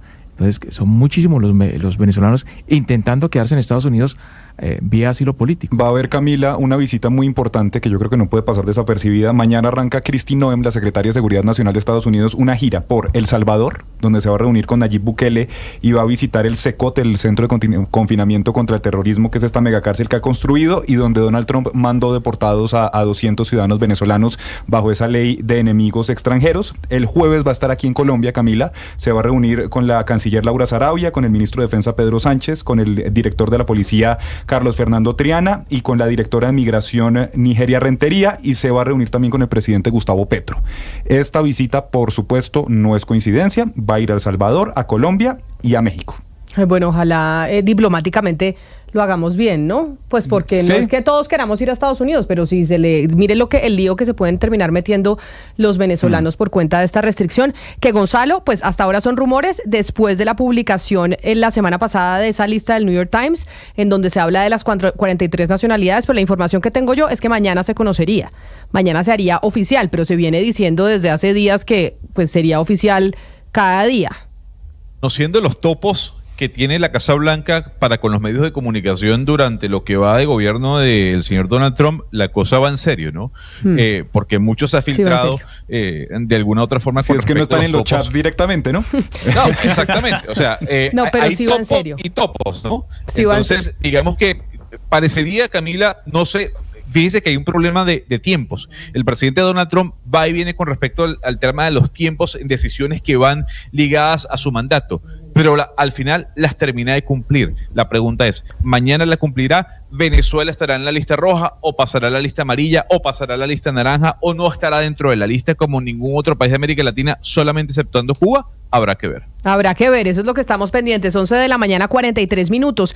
Y siempre, pues, el fútbol nos alegra la vida. Sé que estamos ahí como chilingueando en estos temas de la clasificación, pero pues hoy tenemos partido de la selección Colombia contra Paraguay en Barranquilla. Vamos a ser locales y nos jugamos el todo por el todo. Aquí sí tenemos que de verdad ganar o ganar, Total. es lo que creo. Pero lo que pasa es que teníamos la duda de si el Consejo de Ministros, que normalmente es los lunes, pero como es martes, fue festivo, pues sería el día de hoy, iba a ser transmitido por los canales privados en televisión abierta y entonces no se iba a poder ver el partido de Pues fútbol. esa era la información que teníamos, que esto iba tanto por la señal institucional como siempre, como por canales privados. Ah, pero entonces allá la gente le hubiera tocado verlo por Ditu. O sea, Tal baja cual. Ditu y ahí Sí, si usted no está en su exactamente. casa, pues lo ve a través del celular de las y ahí apps. está viendo el partido. Exacto. Esa era la información que había, Camila, que a las 4 de la tarde estaba convocado este Consejo de Ministros que arrancaba a las 4 de la tarde y usted sabe que pues el primero duró 6 horas. Claro, pero creo que tenemos información distinta, Lucas, sobre eso, Catherine Ávila, porque ya se anunció que entonces el Consejo de Ministros va solo por la televisión pública y no por la televisión abierta y se va a poder ver el partido. Camila, buenos días. Pues mire, hubo una reunión en Palacio liderada por el DAPRE, fue un comité estratégico, se hace cada lunes, esta vez pues se realizó el martes porque ayer fue el lunes festivo, se hace con el equipo de comunicaciones para evaluar la agenda de la semana, pero en este precisamente se evaluó el tema del Consejo de Ministros por todos los canales de televisión. Esa instrucción de que se hiciera por canales privados estaba tomada porque la convocatoria que le hicieron a los ministros precisamente pues tenía esa instrucción, pero esta mañana sobre las 8 de la mañana nosotros volvimos a extender la pregunta y la respuesta oficial fue que se mantenía por canales privados y públicos. Sin embargo, hace pocos minutos y después de esa reunión que le mencioné, se decidió que solo fuera por canales públicos, es decir, por RTVC, Señal Colombia, Canal Institucional y las redes sociales de la presidencia. Se mantiene también la hora, aunque en algún momento se planteó que fuera a las 2 de la tarde o incluso que se hiciera mañana, pero la decisión que se toma por ahora hasta el momento es que se hace a las 4 de la tarde y al ser por canales públicos pues puede extenderse por varias horas. Se espera igual que antes de que comience el partido de la Selección Colombia termine este consejo que tendrá como tema principal la crisis del sistema de salud. Pues entonces sí vamos a ver el partido de fútbol en televisión abierta. Si no por Ditu, Sebastián, ¿ya bajó la aplicación? Y me vi el partido contra Brasil, que perdimos en el último minuto por Ditu, y muy bien, perfecto. Pero igual es una maravilla, Camila, porque hoy hay 4 partidos en simultánea. Hoy a las 7 de la noche está Colombia y otros 3 partidos. Usted baja a Ditu y están los 4 partidos ahí en la aplicación, en 4 señales distintas. Pues para los que les gusta el fútbol y quieren ir canaleando, ahí están las 4 señales. A mí lo que me parece maravilloso es que si usted va en el bus, por ejemplo, o en el Transmilenio y no alcanzó a llegar a su casa casa porque pues 7 de la noche es temprano, hay gente que a las 7 de la noche todavía no ha llegado, pues puede ir viéndose el partido en el bus, en el celular. Y sobre todo en Bogotá, que esos trancones de 7, 8 de la noche en algunas partes son infernales. Pero vea, Camila, antes de nuestro siguiente tema, que es importante, algunos datos del partido. No le ganamos a Paraguay en Barranquilla desde el 2012, cuando fue con 2 goles de Falcao. Los últimos 2 partidos yo recuerdo que han sido trágicos.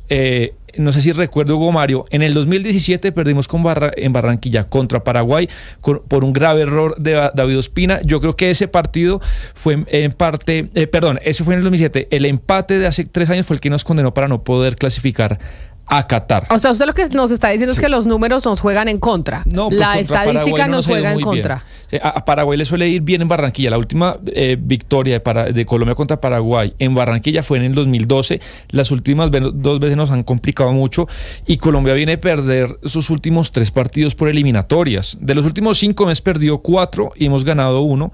Y bueno, pues el profe Lorenzo dijo en rueda de prensa que casi que la apuesta al mismo 11, salvo Davinson Sánchez, que por la conmoción cerebral pues no va a poder jugar, pero es que hoy hay que ganar sí o sí. Digamos, si gana el séptimo y nosotros no ganamos, ya salimos de la zona, podríamos salir de la zona, empezar a salir de la zona de seguro de 6 cupos. ¿Y terminar no yendo al Mundial otra vez? No, pues al menos, no, si a este no vamos, pues porque son 6,5. Es decir, en este momento Bolivia, que es el séptimo, es el que tiene el cupo del repechaje. Nosotros seguimos clasificando directo, pero para el equipo que tenemos clasificar de sexto me parece que no sería muy bueno.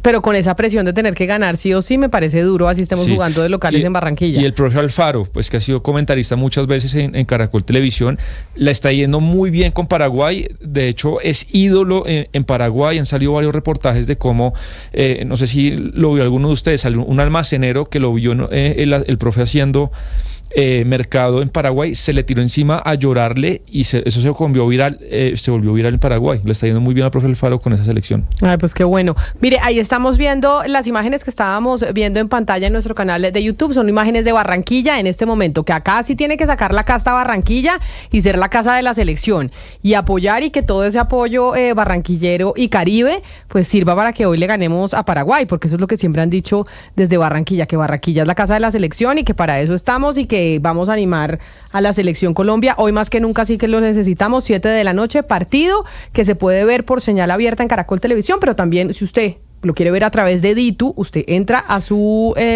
¿cómo se llama? Tienda virtual. De aplicaciones, sí. De aplicaciones, y ahí baja la aplicación y puede ver todos los partidos. ¿Sabe qué le cuesta mucho al Metropolitano en esos partidos? La factura de la luz para iluminar los partidos. Porque eso debe ser carísimo. Tiene que costar un montón. ¿Y eso qué estrato será el Metropolitano? ¿Qué será?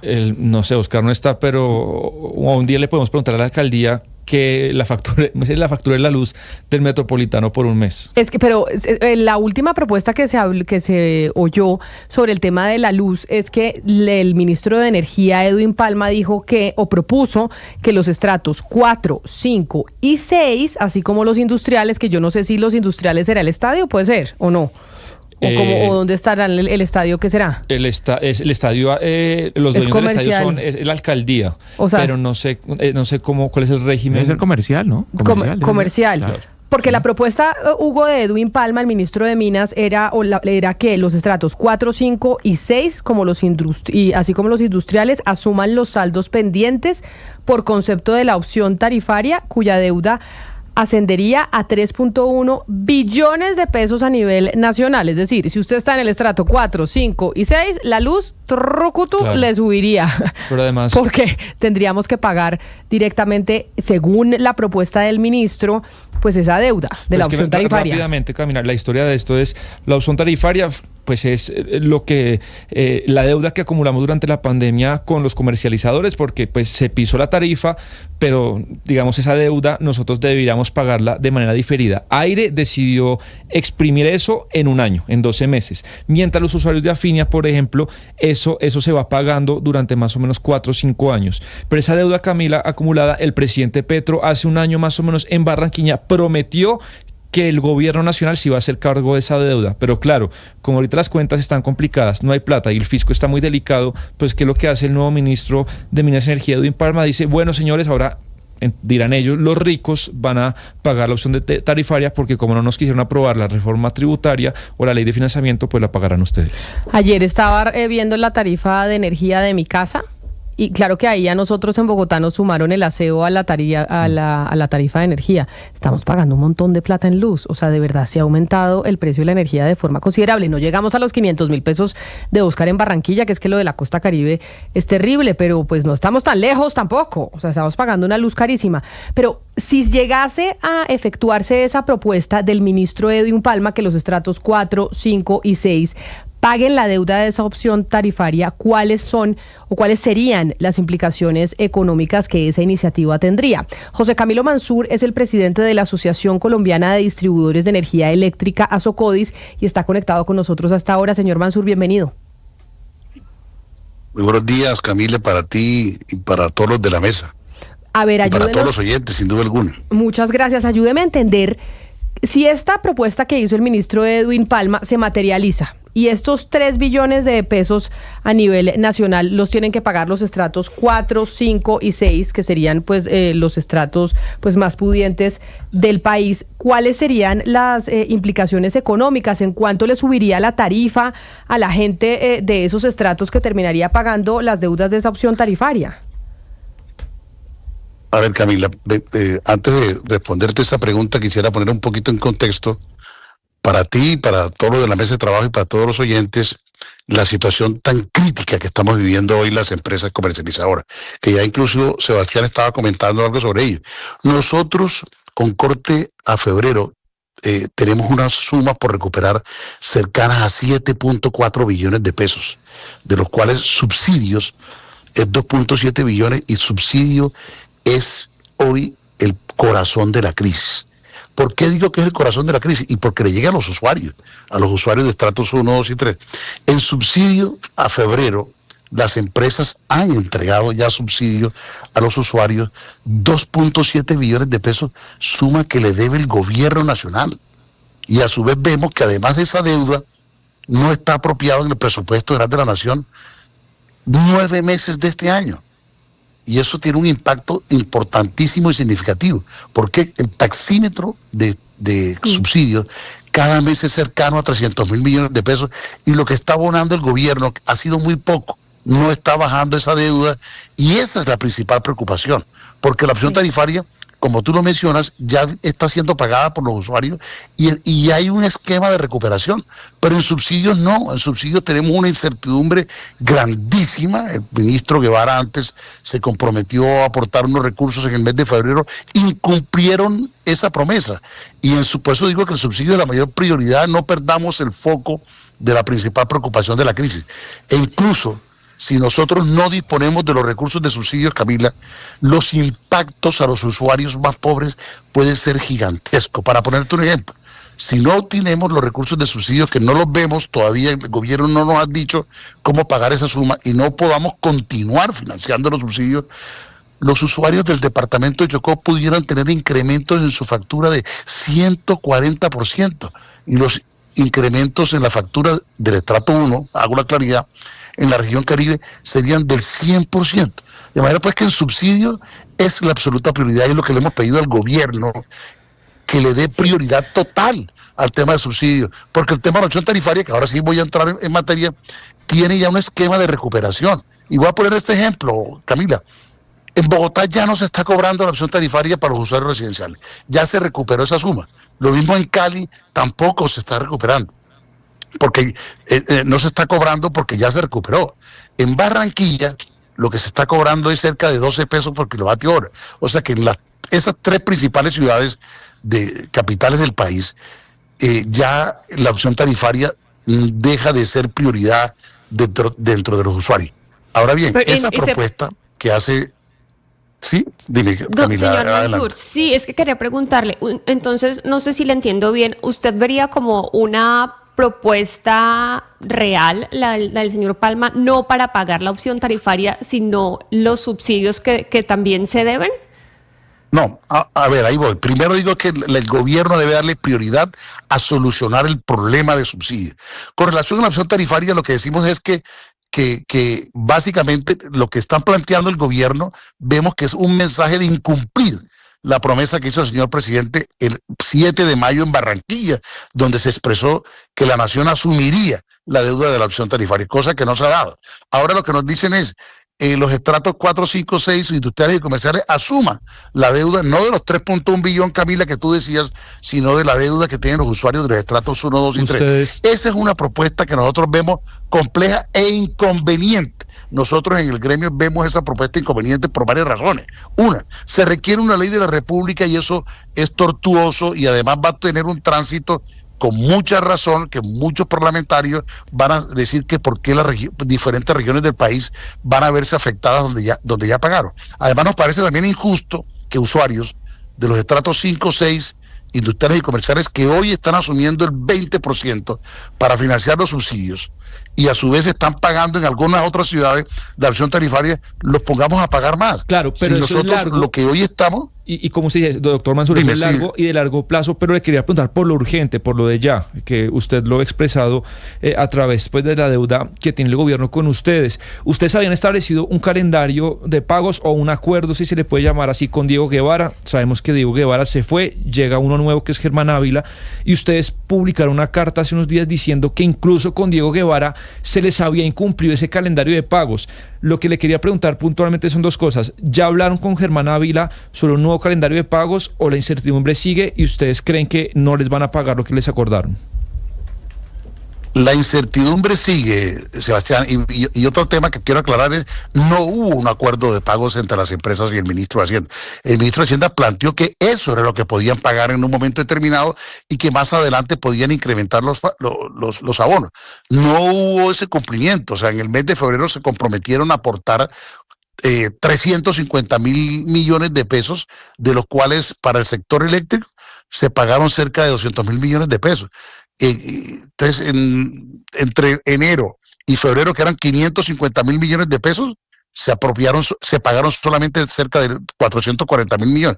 Hubo incumplimiento y esa es la gran incertidumbre desde el punto de vista de subsidios, porque primero, no se está cumpliendo lo que expresó el gobierno que se podía pagar, no acuerdo con las empresas. Y a su vez tenemos una gran incertidumbre porque no sabemos cómo se va a seguir pagando. Reitero, el taxímetro de los subsidios es cercano a 300.000 millones de pesos cada mes. Y las empresas, ya hay muchas que dicen, yo no puedo continuar financiando más los subsidios porque no tengo los recursos, porque los bancos no me están prestando ya más dinero, porque tenemos otras sumas que cobrar como la deuda oficial que está hoy en 1.2 billones, porque tenemos también una deuda por cobrar de 3.1 billones en la opción tarifaria. Entonces, aquí la gran disyuntiva que tienen las empresas es, con lo poquito que yo estoy recibiendo, ¿qué hago con esa plata? ¿Pago la energía que compro para poder seguir prestándole servicio a los usuarios? ¿O sigo financiando los subsidios? Y si no sigo financiando los subsidios, que es una responsabilidad del Estado, nosotros somos solo un vehículo, pero la responsabilidad de los subsidios es del Estado, y lo que estamos pidiendo es que cumpla esa función y esa obligación constitucional, que no está cumpliendo hoy en día, donde nos deben 2.7 billones. Entonces, no continuar financiando los subsidios puede representar, Sebastián, los impactos que estoy mencionando, mucho más significativos en aquellas regiones donde los usuarios tienen una mayor composición de los estratos 1, 2 y 3, como el departamento del Chocó. Tendría incrementos en la factura del orden de 140%.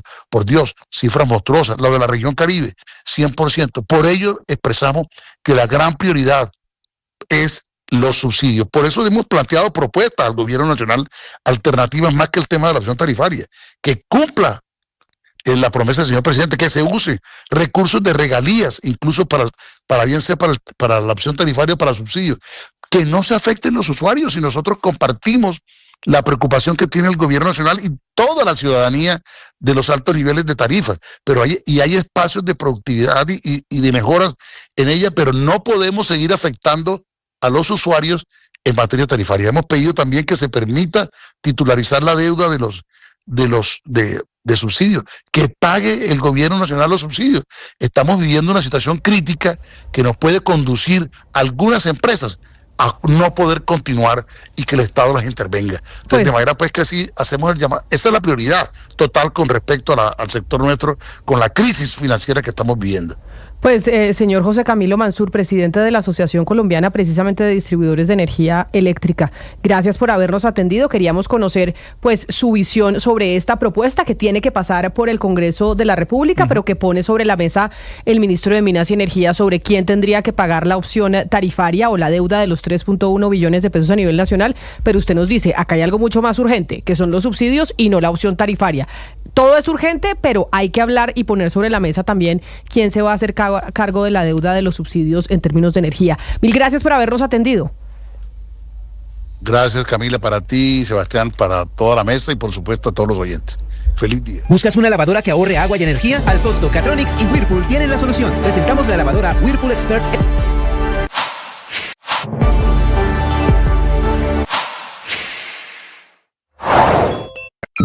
Escanea este código y suscríbete a nuestro canal de YouTube, @Blue Radio Co. Y disfruta y participa de la programación de Blue Radio. Blue Radio, le ponemos cara a la radio. Blue Radio, la alternativa.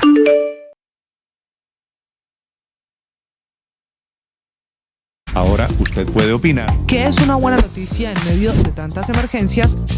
Gracias a los más de 2.100.000 personas que hoy posicionan a Blue nuevamente como la emisora número 1 de los colombianos. Es un gusto saludarlos. Gracias por escucharnos. Gracias por vernos. Esto es Blue, parte del juego. más que radio. Las noticias del mediodía en Mañanas Blue. Y hoy, precisamente, la selección Colombia de fútbol va a afrontar un partido trascendental ante la selección de Paraguay por las eliminatorias al Mundial 2026. Así arrancamos este boletín informativo con los periodistas del servicio informativo de Blue Radio, porque últimamente los resultados no nos están acompañando, pero los que sí acompañan son los aficionados de Barranquilla, y por esa razón nos conectamos hasta ahora con Fabio Poveda, que está precisamente en La Arenosa. Fabio, ¿qué tanto van a apoyar los barranquilleros? ¿Y les va a alcanzar para que hoy ganemos o no ese apoyo que le van a dar a la tricolor?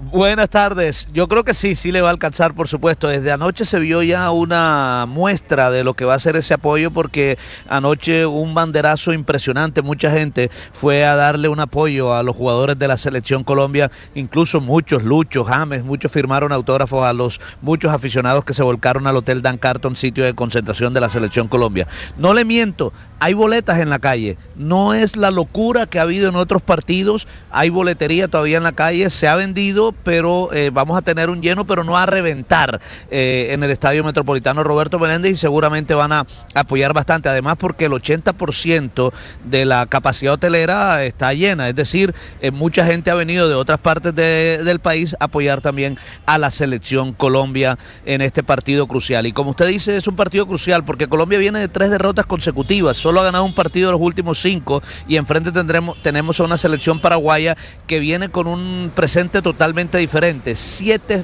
partidos consecutivos sin perder, ha ganado 4 y empatado 3, pero además de esos 4 que ganó, 2 fueron ante Brasil y ante Argentina. No ha perdido desde que el profesor Gustavo Alfaro asumió como director técnico de la selección guaraní. El técnico Néstor Lorenzo ha dicho que no va a haber muchos cambios, entonces ante esto seguramente Colombia alinearía con Camilo Vargas en el arco, Daniel Muñoz, Carlos Cuesta, que va a ser el reemplazo de Davinson Sánchez, que ayer la federación precisamente dijo que fue desconvocado por el fuerte golpe que recibió en el partido ante la selección de Brasil con el portero de la selección brasilera, Alisson. Entonces Carlos Cuesta va a estar allí al lado de Johannes Lucumí, luego el lateral izquierdo Johan Mojica, en el medio estaría Jefferson Lerma, a su lado o Richard Ríos se mantendría o podría jugar Kevin Castaño, después va a estar John Arias, James Rodríguez, Luchito Díaz y en punta el cambio más seguro es el de John Hader Durán en reemplazo de John Córdoba. 12 del día, 4 minutos. Gracias a Fabio Poveda de la ciudad de Barranquilla. Mucha suerte para la selección Colombia en este partido muy difícil frente a Paraguay. Y cambiamos de tema, volvemos a nuestra realidad, porque el presidente Gustavo Petro ordenó mucha atención a una operación con bombardeos sobre estructuras armadas del Clan del Golfo en Segovia, en el departamento de Antioquia. Ya hay resultados. En la casa de Nariño, Caterina Ávila. Slobodan, el presidente Petro entregó a través de su cuenta de X un balance de este bombardeo. Dice el presidente que fue en las veredas Arenales y Montefrío. Unidades del Ejército y la Fuerza Aeroespacial atacaron al Clan del Golfo, a la compañía móvil Jairo Julio de Hoyos y su estructura Manuel Alexander Ariza Rosario. Dice el presidente que hubo 9 integrantes muertos, 1 capturado y 13 fusiles incautados. Murió allí también el cabecilla Manuel Alexander Ariza Rosario, alias Hitler, y el segundo al mando Jairo Julio de Hoyos, alias Neymar. El mandatario felicitó a las tropas que participaron de esta operación e informó que esa estructura del Clan del Golfo ya había participado en la emboscada de las fuerzas espaciales al ejército y en la desaparición también y el posterior asesinato de un líder comunitario en la región. Gracias, Catherine. 12 del día, 6 minutos. Y en medio de las dudas que surgen por las preguntas que se van a incluir en la consulta popular, el representante del Pacto Histórico, Alirio Uribe, aseguró que algunos congresistas ya le han ofrecido al presidente Gustavo Petro añadir la pregunta acerca de una Asamblea Nacional Constituyente. Carolina Otero. En medio de la plenaria de la Cámara de Representantes, el congresista Alirio Uribe habló acerca de esas solicitudes que han hecho diversos sectores acerca de esas preguntas que se deberían incluir en la consulta popular. Dentro de esto, por ejemplo, habló de temas como la reducción del salario de los congresistas, así como también preguntarle al pueblo si desea que el Senado y la Cámara de Representantes aprueben una asamblea constituyente. Pero se viene hablando de muchas otras cosas. Algunos están proponiendo que se le pregunte al pueblo si quiere que el Senado y la Cámara de la República aprueben una asamblea constituyente, que es uno de los mecanismos para aprobar una constituyente. Un tema que hay que decir ha generado bastante controversia desde que el presidente Gustavo Petro, recordemos, lo nombró hace algunos meses. Este tema precisamente no fue bien recibido por sectores que aseguraban consistía en un atentado contra la democracia. Y seguimos, gracias Carolina, en el Congreso de la República, porque en las últimas horas la senadora Angélica Lozano está advirtiendo de los riesgos por el contrato que ya está publicado y que busca que en un proceso que duraría inicialmente 8 meses se modifique y se actualice el portal SECOP que se usa para la contratación del Estado. Andrés Carmona, buenas tardes. Buenas tardes, Slobodan. Las quejas, las denuncias las hizo la senadora Angélica Lozano en un debate en la Comisión Cuarta del Senado, en el que participa el director de Colombia Compra Eficiente, por este nuevo proceso que quiere el gobierno nacional de renovar en su totalidad el sistema SECOP, que para explicarle a los oyentes es el sistema con el que se hace la contratación pública en el país, con el que se garantiza transparencia en el proceso.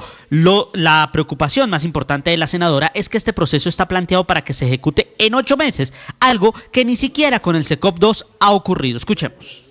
¿Es realista, doctor Cristóbal, hacer esta transición en 8 meses? ¿Usted le puede garantizar al Estado colombiano, llámese municipio de Caparrapí o DAPRE de la Presidencia de la República, que a 31 de enero va a poder funcionar la plataforma nueva y garantizar los bienes y servicios que necesita el Estado y que entrarán en veda por la ley de garantías? Yo quiero pensar que sí. Y es precisamente ese punto de la ley de garantías el que genera mayor preocupación. Recuerden ustedes que las elecciones del próximo año van a estar en medio del proceso de ley de garantías, donde no se puede ejecutar no se pueden hacer contratos, por lo que la implementación del SECOP podría retrasarse. Y además, si se eliminan los portales SECOP 1 y SECOP 2 que actualmente funcionan, pues el Estado colombiano no quedaría con un portal claro para realizar los procesos de contrataciones. Andrés Carmona, gracias. Y la Sala de Instrucción de la Corte Suprema de Justicia citó para el próximo 6 de mayo al embajador de Colombia en el Reino Unido, Roy Barreras, para que rinda una versión libre sobre las supuestas amenazas que habría hecho en contra del ministro de Comercio, Luis Carlos Reyes, quien ha dicho que Roy Barreras, embajador en el Reino Unido, le pidió puestos para la DIAN. Sergio Barbosa. ¿Qué tal, Camila? Muy buenas tardes. Pues sí, señora, mire, la citación fue realizada por el despacho de la magistrada de la Sala de Instrucción de la Corte Suprema de Justicia, Cristina Lombana, quien adelanta precisamente esta investigación previa que se surte contra Roy Barreras por las presuntas intimidaciones de amenazas con poder. Recuerde usted esa polémica frase de romper las piernas al exministro de Comercio, Luis Carlos Reyes, en el marco del escándalo de los puestos en la DIAN, como usted ya mencionaba, a propósito de esta investigación. Este martes he escuchado también en declaración juramentada del senador J. Hernández, quien precisamente fue quien denunció a Roy Barreras por esas supuestas intimidaciones. La cita entonces de Roy Barreras en la Corte Suprema de Justicia será el próximo 6 de mayo y cabe señalar que él mismo este fin de semana en un muy largo trino anunció que iría a la Corte Suprema a dar su versión sobre estos hechos. Eslogan. Y cambiamos de tema porque el alcalde Carlos Fernando Galán denunció que mientras algunos delincuentes siguen cometiendo delitos desde las cárceles, otros están usando incluso datáfonos literalmente en las calles para cobrar las extorsiones. Cristian Correa. La denuncia del alcalde de Bogotá llegó en la presentación de resultados de operaciones de la policía contra la extorsión, en la que se conoció la captura de 5 integrantes de la organización delincuencial conocida como Los Ferros y 2 integrantes de los Satanás, quienes vienen teniendo azotada a la población con la extorsión. Nosotros queremos insistir, yo lo hice el año pasado, en ese llamado al IMPEC, al Gobierno Nacional, al Ministerio de Justicia. Tenemos que lograr que los delincuentes que son capturados, que son jefes de estructuras criminales, como los Satanás, realmente estén aislados. Entre los capturados estaban los responsables de varios casos de extorsión en los que habían usado dispositivos electrónicos como datáfonos para cometer los cobros ilegales. Sobre este tema habló el general Giovanni Cristancho, el comandante de la Policía de Bogotá. Ya está dentro de la investigación, el proceso judicial, porque seguramente vamos a tener otra fase de esta operación, pero un datáfono no debe estar en manos de cualquier persona. Para eso también hay unos protocolos y estamos mirando dentro del proceso judicial quién generó un mal uso de estos datáfonos. Los capturados tenían rentas criminales de cerca de 150 millones de pesos semanales, producto de la extorsión.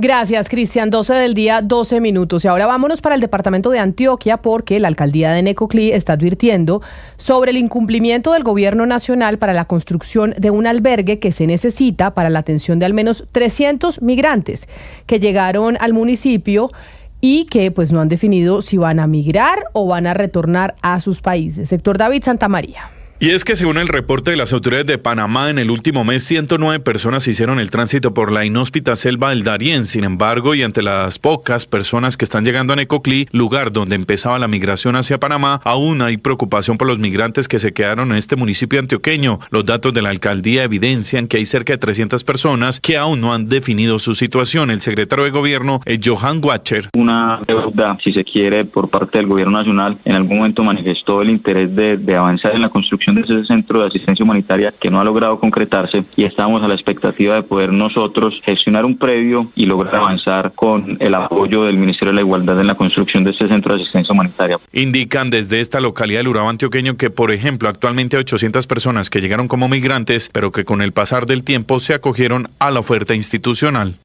Y el departamento de Córdoba se encuentra parcialmente bloqueado por 4 manifestaciones de transportadores en varios peajes de esta región del país. Vanessa Saldarriaga. Es crítica a esta hora la situación de movilidad en el departamento de Córdoba luego del paro de actividades que desde las 4 de la mañana están adelantando los conductores de las empresas Sotracor y Cooperativa Tucura, quienes están reclamando que se aplique una tarifa diferencial en 4 peajes del departamento hasta por un 50%. Según los reclamos que estos realizan, a pesar de que realizaron reuniones con el gobierno, no les están cumpliendo con los acuerdos, ante lo que aseguran que será un paro indefinido. Los usuarios de la vía son los más afectados, pues no hay paso a esta hora ni por el sector de Caucasia, Planeta Rica, Lorica, Puerto Rico y Montería, lo que está retrasando el transporte de mercancía en las vías de este departamento. Por las afectaciones que vea, que queda uno a la deriva, sin comida, sin nada, sin baño, sin nada, que sin saber hasta qué horas abran. Bueno, nos afecta bastante porque pues se nos acaban los viáticos, nos retrasamos en la entrega. Ante esto, el gobernador Erasmo Zuleta manifestó que desde hace semanas se está trabajando junto con el gobierno para asegurar una respuesta rápida a las solicitudes de este gremio.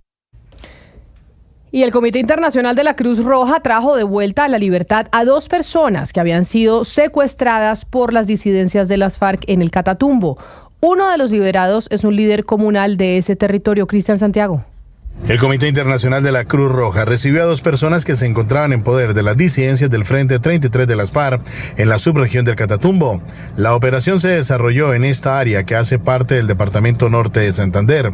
Así lo destacó Thais Andrade Villarino, la jefe de la oficina del 6CR en la ciudad de Cúcuta. Participamos en esta liberación en respuesta a la solicitud del Grupo Armado en nuestra calidad de organización humanitaria neutral, imparcial e independiente. Nuestro papel como intermediario neutral responde al mandato que nos confiere el derecho internacional humanitario, el cual nos autoriza a asistir y proteger a las personas afectadas por los conflictos armados. Un enfermero de la Cruz Roja colombiana que formaba parte de la misión examinó a las personas liberadas y determinó que se encontraban en buenas condiciones de salud. Los dos liberados, entre estos, un líder comunal que era reclamado por la Asociación Campesina del Catatumbo, Ascancat, pues habían conocido el plagio de este ciudadano. La noticia internacional. En el mundo, la Casa Blanca confirmó que Rusia y Ucrania se han comprometido por separado a suspender durante 30 días los ataques contra sus infraestructuras energéticas y también asegurar la navegación en el Mar Negro. El ministro de Defensa ucraniano Rustem Umerov ha afirmado que Kiev apoya los dos acuerdos mediados y anunciados por los Estados Unidos. También señala que Ucrania consideraría cualquier movimiento de buques de guerra por parte de Rusia más allá del este del Mar Negro como una violación de los pactos y que, en tal caso, tendría derecho a la autodefensa. Según el texto de la Casa Blanca, el acuerdo ha sido posible porque Estados Unidos se comprometió a ayudar a Rusia a levantar las sanciones sobre sus exportaciones agrícolas y de fertilizantes. Uno de los dos jefes de la delegación rusa, Grigori Karasin, aseguró que la ONU y algunos países se van a sumar a las negociaciones en el futuro. Las principales tendencias en redes sociales. La consulta popular del presidente Petro sigue dando de qué hablar en redes sociales, y es que en medio de la incertidumbre que se ha generado por las preguntas que se incluirían, el presidente del Pacto Histórico, Alirio Uribe, aseguró que varios congresistas sugirieron la incorporación de una pregunta sobre la convocatoria a Asamblea Constituyente. Desde que se mencionó dicha idea, varios analistas políticos, líderes de oposición y sectores sociales han expresado su preocupación sobre esta iniciativa, asegurando que podría significar un ataque importante a la democracia e instituciones del país. Esta y más noticias en bluradio.com.